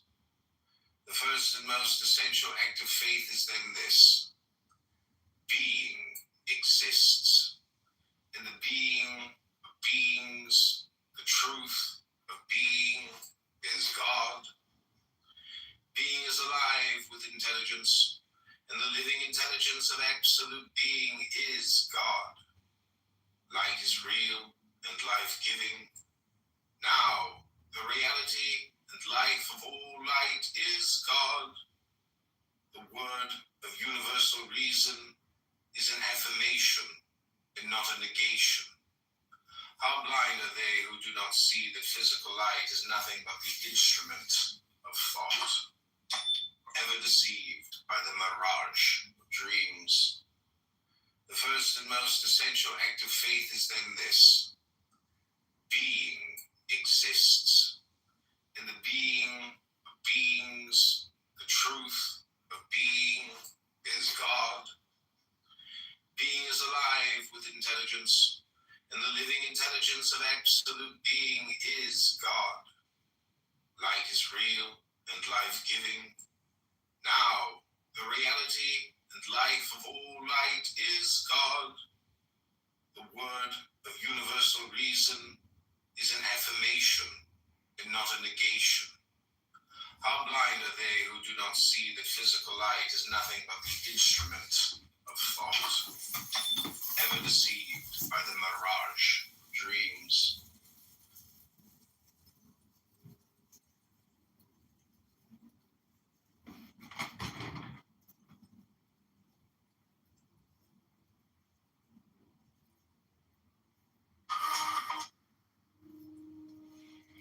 Quiet tiles, dripping tap time, fingers trace my own name in a circle on glass. Water climbs up my shins, my spine. All the sharp little thoughts start to soften in the heat. I breathe in, let it move, let it fill me. Hold it close till the ache starts leaving. I breathe out all the corners I've been keeping. In this hot bath, I am only this breathing.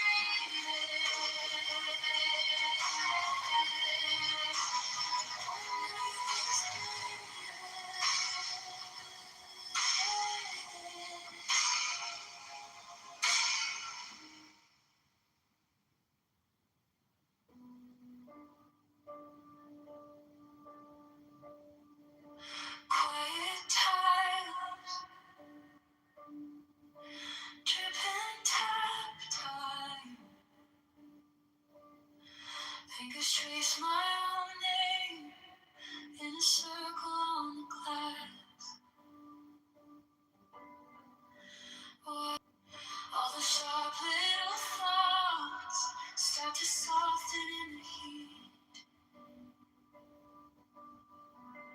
I breathe in, let it blow, let it blow, let it fill me. Hold it close till the ink starts leaving. I breathe out all the corners I've been keeping in this heart. I am only this breathing. I am only this breathing. Oh, vanilla flame. Shoulders sink deeper than the day. Every failure, every fight runs off my skin and fades. I breathe in, let it go, let it go, let it fill me. Hold it close till the ink starts leaving. Breathe out all the corners I've been keeping in this heart. I am only this breathing. I'm only this breathing.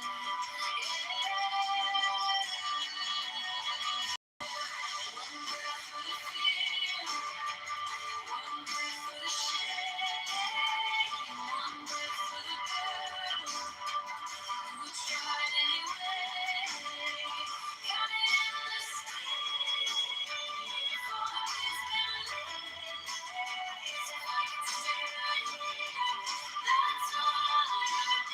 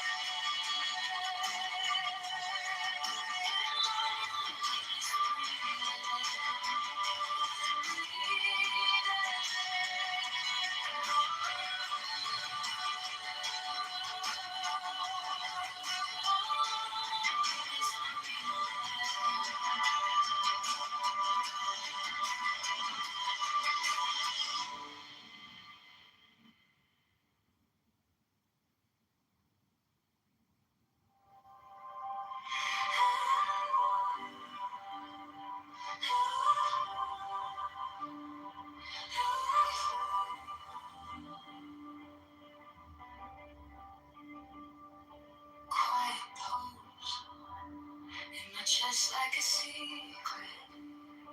Something moves in the gaps where I breathe. Eyes closed, yet the room feels brighter. Like a word on the tip of my teeth. Hidden God in my breath, in my eyes, in the rest, in the space between each thought I find you.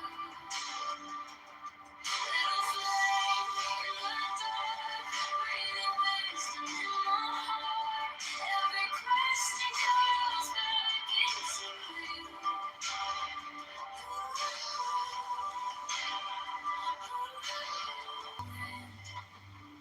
On a page I folded, I turn in to the hush of my mind.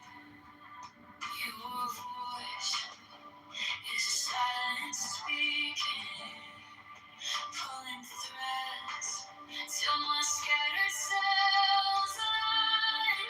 Hidden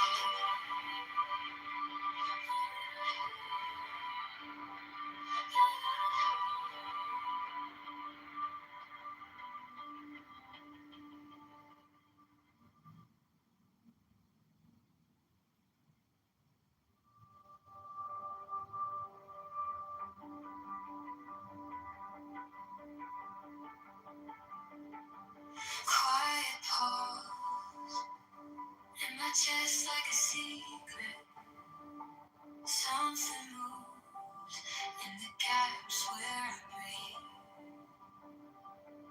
Eyes closed, if the room feels brighter, like a word on the tip of my teeth.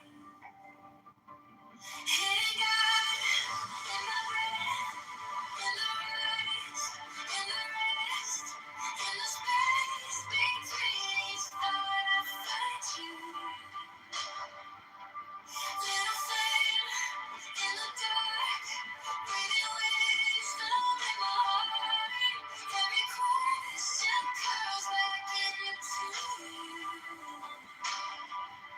Soft wind on a page I folded. I turn it to the hush of my mind. Your voice is a silent speaking, pulling threads to my scattered cells alive. Hidden God in my breath, in the rise, in the rest, in the space between each thought I find you. Little flame in the dark, breathing wisdom in my heart. Every hunger curling back to you. Teach me my own name, how to live in your echo. All my broken pieces, learning how to say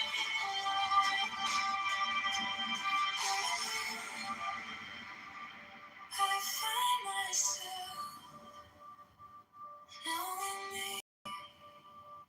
I see you too. Mystery in wait. Hidden God in my breath, in the rise, in the rest, in the space between each thought I find you. Little flame in the dark, breathing wisdom in my heart. Every heartbeat singing I am yours.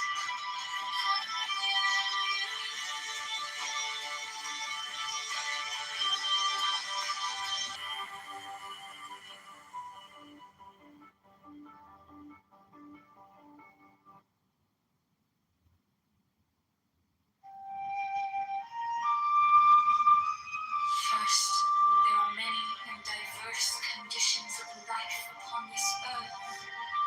In all of these is some seed of sorrow. Who can escape from sickness and from old age and from death? We are come to save our fellows from these things. For there is a life intense with knowledge and extreme bliss, which is untouched by any of them. This life we attain even here and now. The adepts, the servants of VVVVV, have attained the Wunta. It is impossible to tell you of the splendors of that to which they have attained.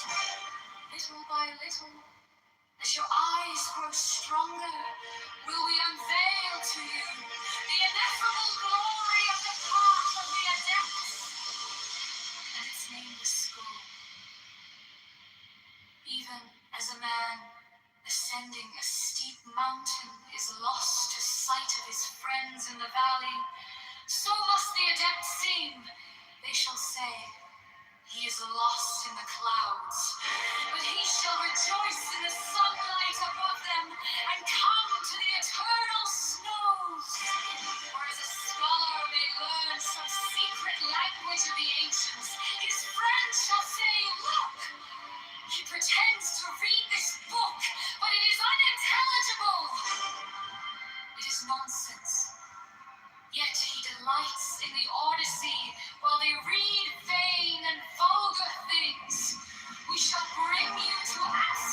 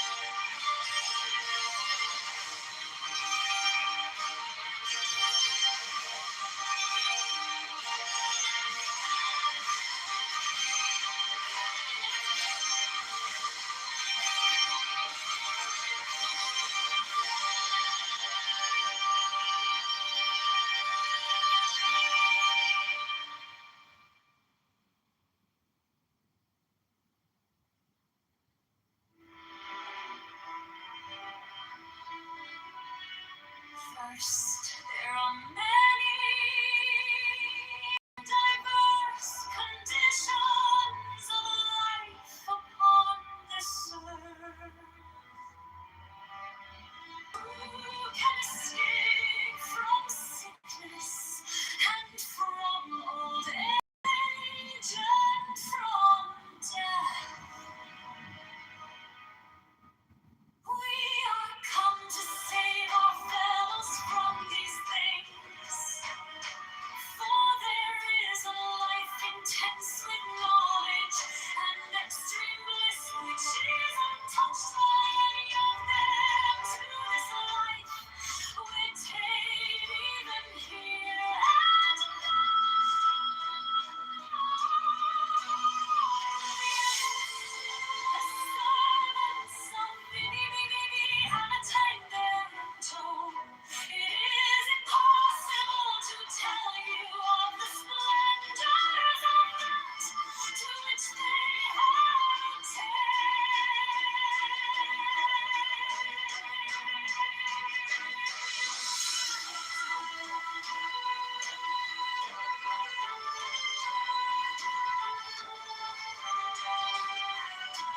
little by little, as your eyes grow stronger, will we unveil to you the ineffable glory of the path of the adepts and its nameless goal. Even as a man ascending a steep mountain is lost to sight of his friends in the valley, so must the adepts seem. They shall say, he is lost in the clouds, but he shall rejoice in the sunlight above them and come to the eternal snows. Or as a scholar may learn some secret language of the ancients, his friends shall say, look, he pretends to read this book, but it is unintelligible. It is nonsense. Yet he delights in the Odyssey, while they read vain and vulgar things. We shall bring you to absolute truth, absolute light, absolute bliss. Many adepts through all the ages have sought to do this, but their words have been perverted by their successors. And again, and again, the veil has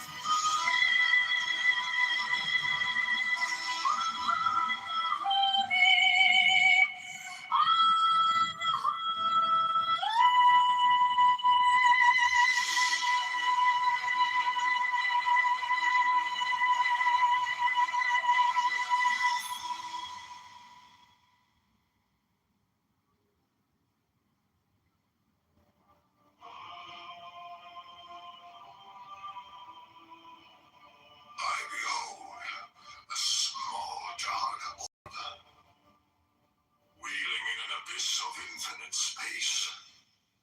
It is mitted among a myriad vast ones, dark amid a myriad bright ones. I who comprehend in myself all the vast and the minute, all the bright and the dark, mitigated the brilliance of mine unutterable splendor, sending forth thee, as a ray of my light, as a messenger unto that small dark orb. Then thee, taketh up the word, and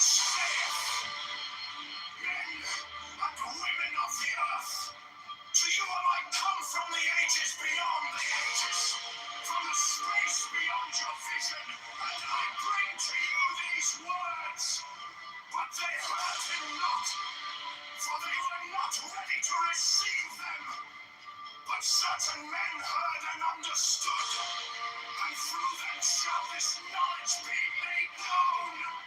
The least therefore of them, the servant of them all, writeth this book. He writeth for them that are ready.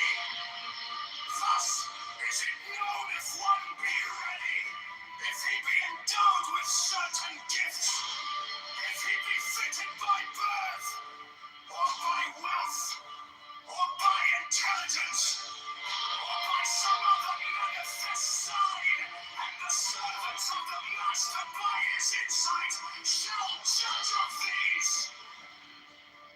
This knowledge is not for all men.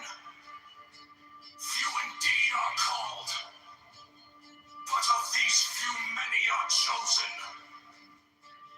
This is the nature of the work.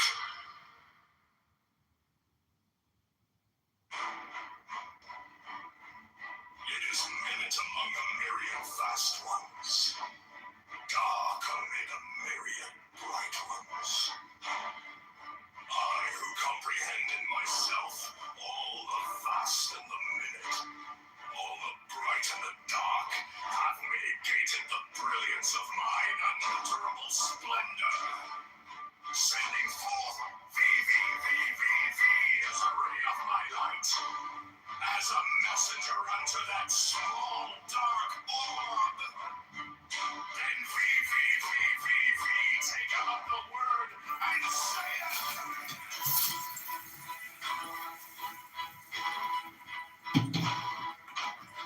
men and women of the earth, to you am I come from the ages beyond the ages, from the space beyond your vision, and I bring to you these words.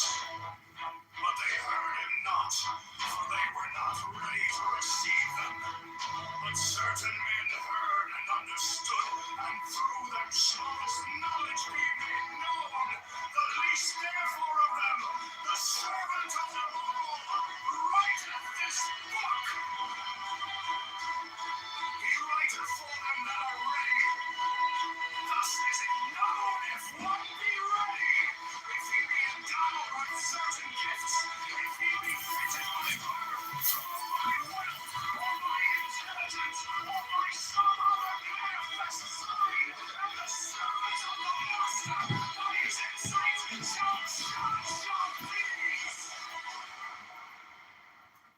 This knowledge is not for all men.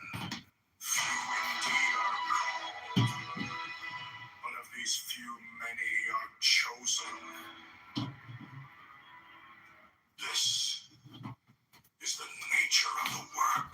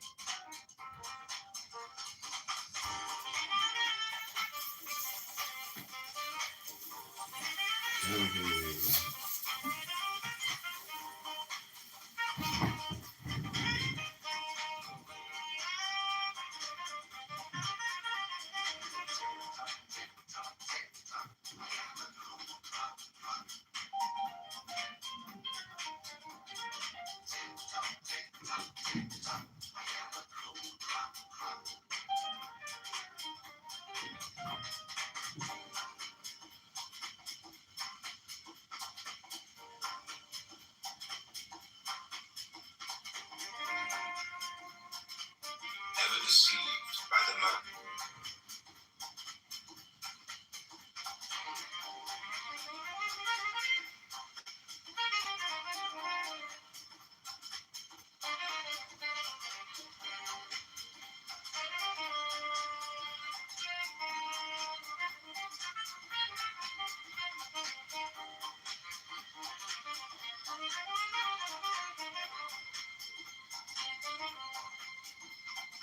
And yet the eye director was overly concerned about it.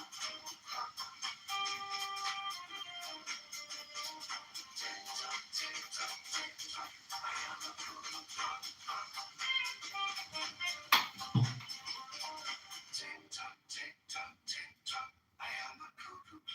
clock.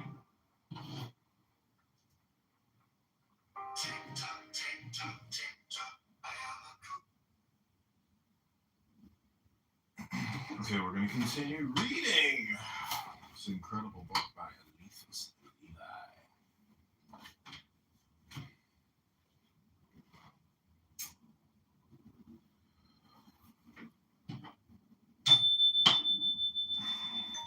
Solution of the third problem.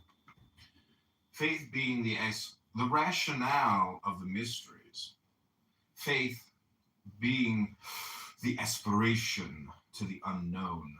The object of faith is absolutely and necessarily this one thing: mystery.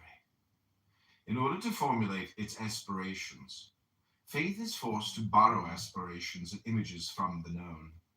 But she specializes the employment of these forms by placing them together in a manner which, in the known order of things, is impossible. Such is the profound reason of the apparent absurdity of symbolism. Let us give an example. If faith said that God was impersonal, one might conclude that God is only a word, or at most a thing. If it is said that God was a person, one would represent to oneself the intelligent infinite, under the necessarily bounded form of an individual. It says, God is one in three persons, in order to express that one conceives in God both unity and multiplicity. The formula of a mystery excludes necessarily the very intelligence of that formula, so far as it is borrowed from the world of known things, for if one understood it, would express the known and not the unknown.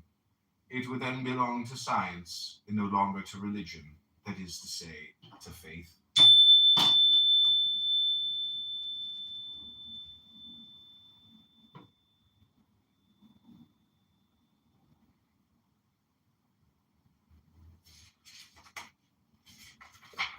The object of faith is a mathematical problem whose X escapes the procedures of our algebra. Absolute mathematics prove only the necessity and in consequence the existence of this unknown which we represent as the translatable X.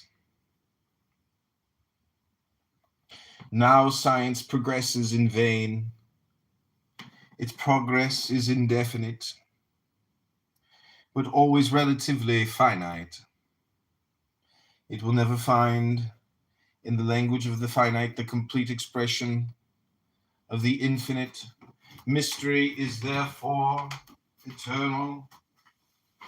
To bring into the logic of the known the terms of a profession of faith is to withdraw them from faith, which has for positive basis anti-logic, that is to say, the impossibility of logically explaining the unknown.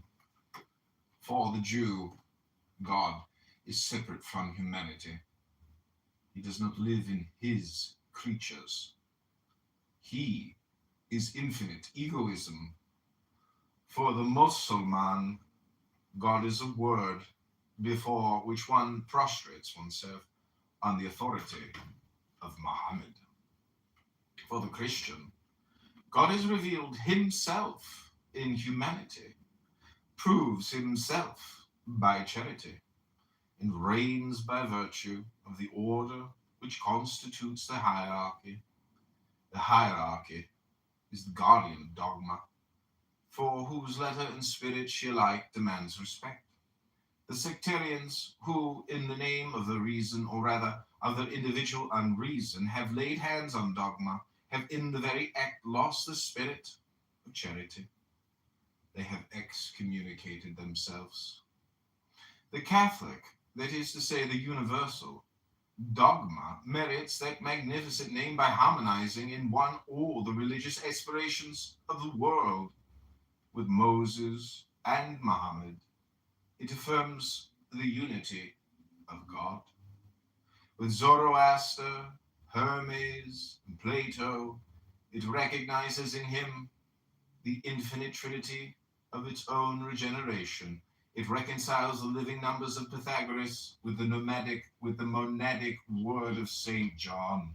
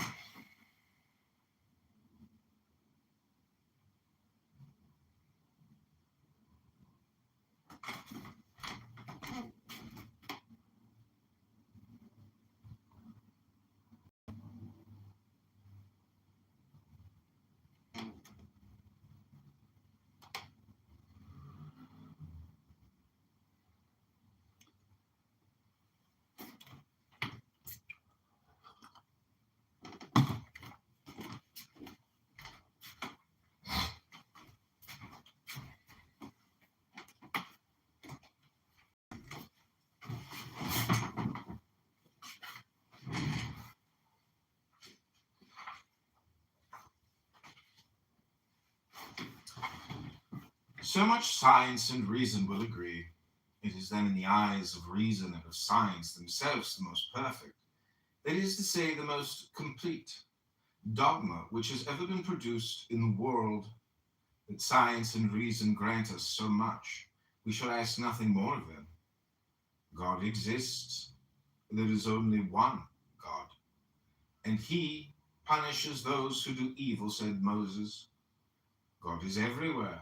He is in us. And the good that we do to men, we do it to God, said Jesus. Fear is the conclusion of the dogma of Moses. Love is the conclusion of the dogma of Jesus. The typical idea of the life of God in humanity is incarnation. Incarnation necessitates redemption and operates it in the name of the reversibility of solidarity, or in other words, of universal communion, the dogmatic principle of the spirit of charity. To substitute human arbitrament for the legitimate despotism of the law, to put in other words, tyranny in the place of authority, is the work of all Protestantism and of all democracies. What men call liberty is the sanction of illegitimate authority, or rather the fiction of power not sanctioned by authority. John Calvin. Subnote, the author had perhaps no space to continue with a demonstration that the gospel legend itself is a Macedonian of those of Bacchus, Adonis, Osiris, and 100 others, and that the Mass and Christian ceremonies generally have similarly pagan sources. This and many similar phrases employed in the controversies of the period are today practically unintelligible. Levi was at one time a kind of socialist.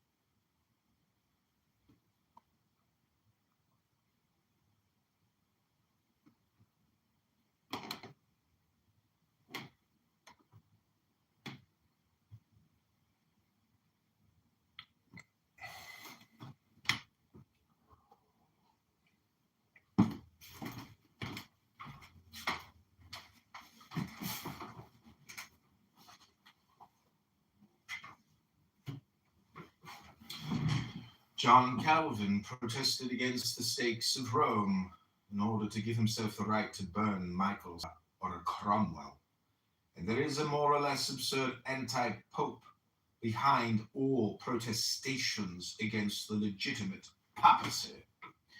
The divinity of Jesus Christ only exists in the Catholic Church, to which he transmits hierarchically his life and his divine powers.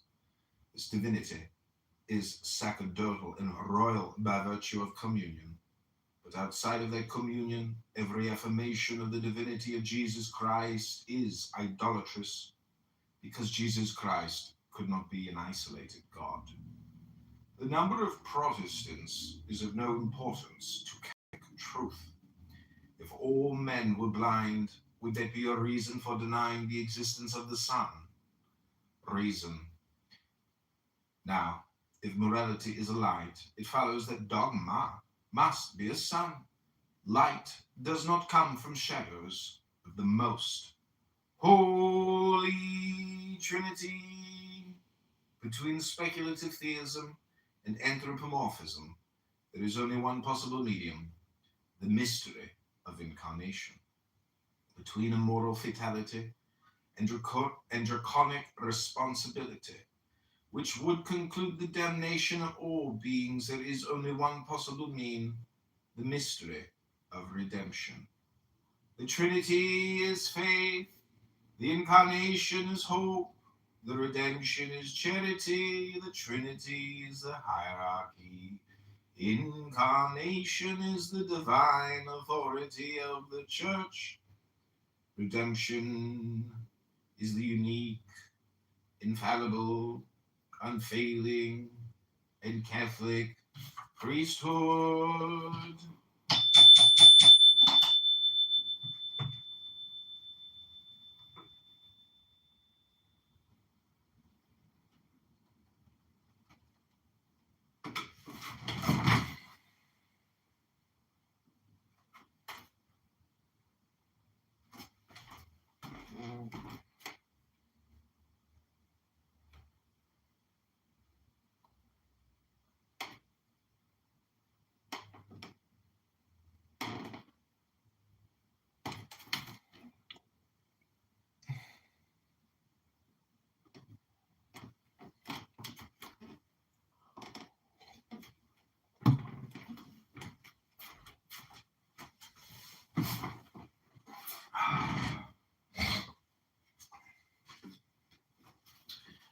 The Catholic Church alone possesses an invariable dogma, and by its very constitution is incapable of corrupting morality.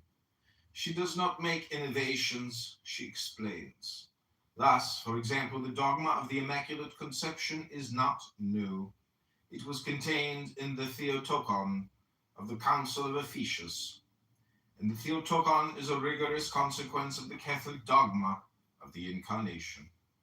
In the same way, the Catholic Church makes no excommunications. She declares them, and she alone can declare them, because she alone is guardian of unity. Outside the vessel of Peter, there is nothing but the abyss. Protestants are like people who have thrown themselves into the water in order to escape seasickness.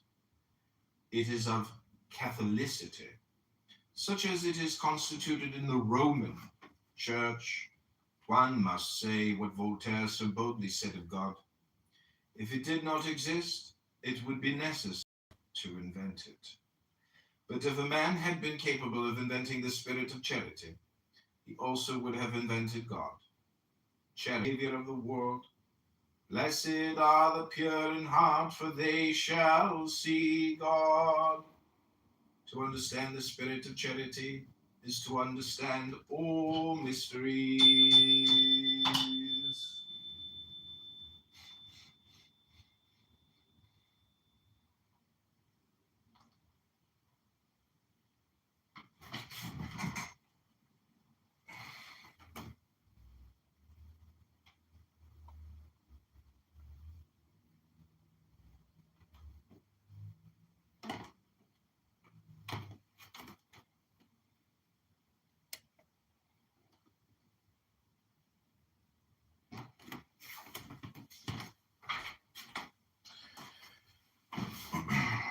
Solution of the fourth problem. Religion proved by the objections which people oppose to it.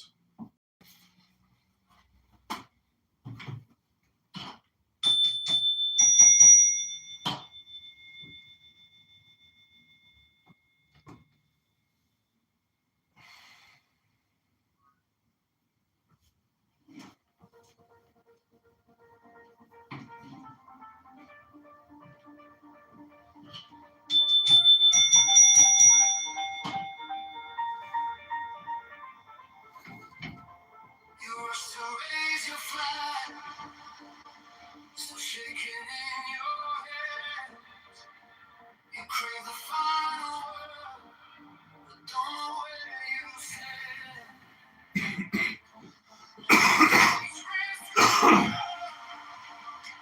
You call each now and share. You win a little fight, lose your own true name. This is the promise of a victory. No one's battles usually won. Conquering from the edge of your throne. This is the victory.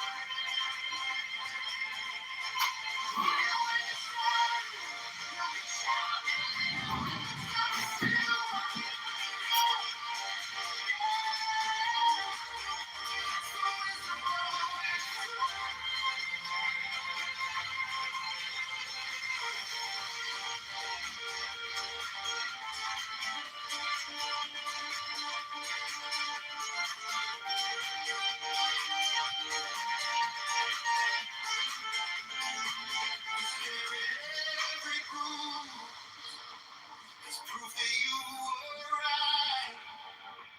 But pride's a heavy sheet, it steals the soft good life. What is the braver move? Just letting someone in to see a trembling hand, still call that a win. If faith said that God was in person, one might conclude that God is only a word, or at most a thing. If it is said that God was a person, one would represent to oneself the intelligent infinite under the necessary. If faith said that God was impersonal, one might conclude that God is only a word, or at most a thing. If it is said that God was a person, one would represent to oneself the intelligent infinite under the necessarily bounded form of an individual. It says, God is one in three persons, in order to express that one conceives in God both unity and multiplicity. The formula of a mystery excludes necessarily the very intelligence of that formula, so far as it is borrowed from the world of known things, for if one understood it, it would express the known and not the unknown. It would then belong to science and no longer to religion, that is to say, to faith. It's the spirit of charity. They have excommunicated themselves. The Catholic, that is to say, the universal dogma, merits that magnificent name by harmonizing in one all the religious aspirations of the world. With Moses and Muhammad, it affirms the unity of God. With Zoroaster, Hermes, Plato, it recognizes in him the infinite trinity of its own regeneration. It reconciles the living numbers of Pythagoras with the monadic word of St. John.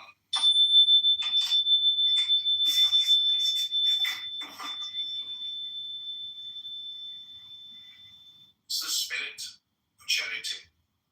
They have excommunicated themselves. The Catholic, that is to say the universal, dogma merits that magnificent name by harmonizing in one all the religious aspects. What men call liberty is the sanction of illegitimate authority, or rather the fiction of power not sanctioned by authority. John Calvin Subnote: the author had perhaps no space to continue with the demonstration that the gospel legend itself is a Macedonian of those of Bacchus, Adonis, Osiris, and 100 others, and that the Mass and Christian ceremonies generally have similarly pagan sources. This and many similar phrases employed in the controversies of the period are today practically unintelligible. Levi was at one time a kind of socialist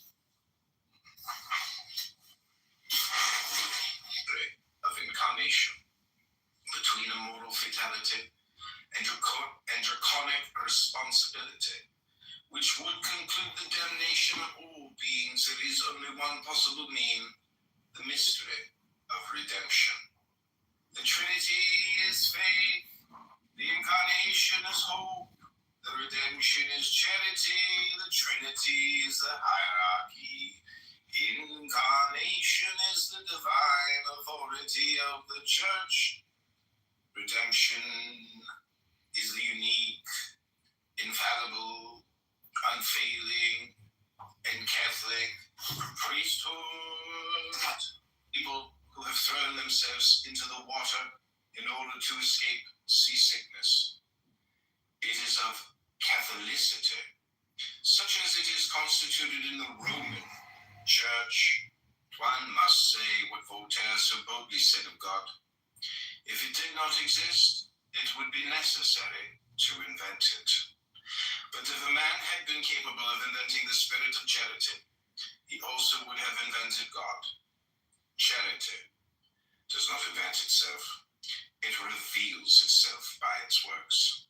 And it is then that one can cry with the Savior of the world, blessed are the pure in heart, for they shall see God. To understand the spirit of charity is to a people who have thrown themselves. Welcome back to Kitover TV, the only evening class where we mix miracles with microwave popcorn. Today's lesson: how the love and intelligence of God can transform the everyday. Welcome back.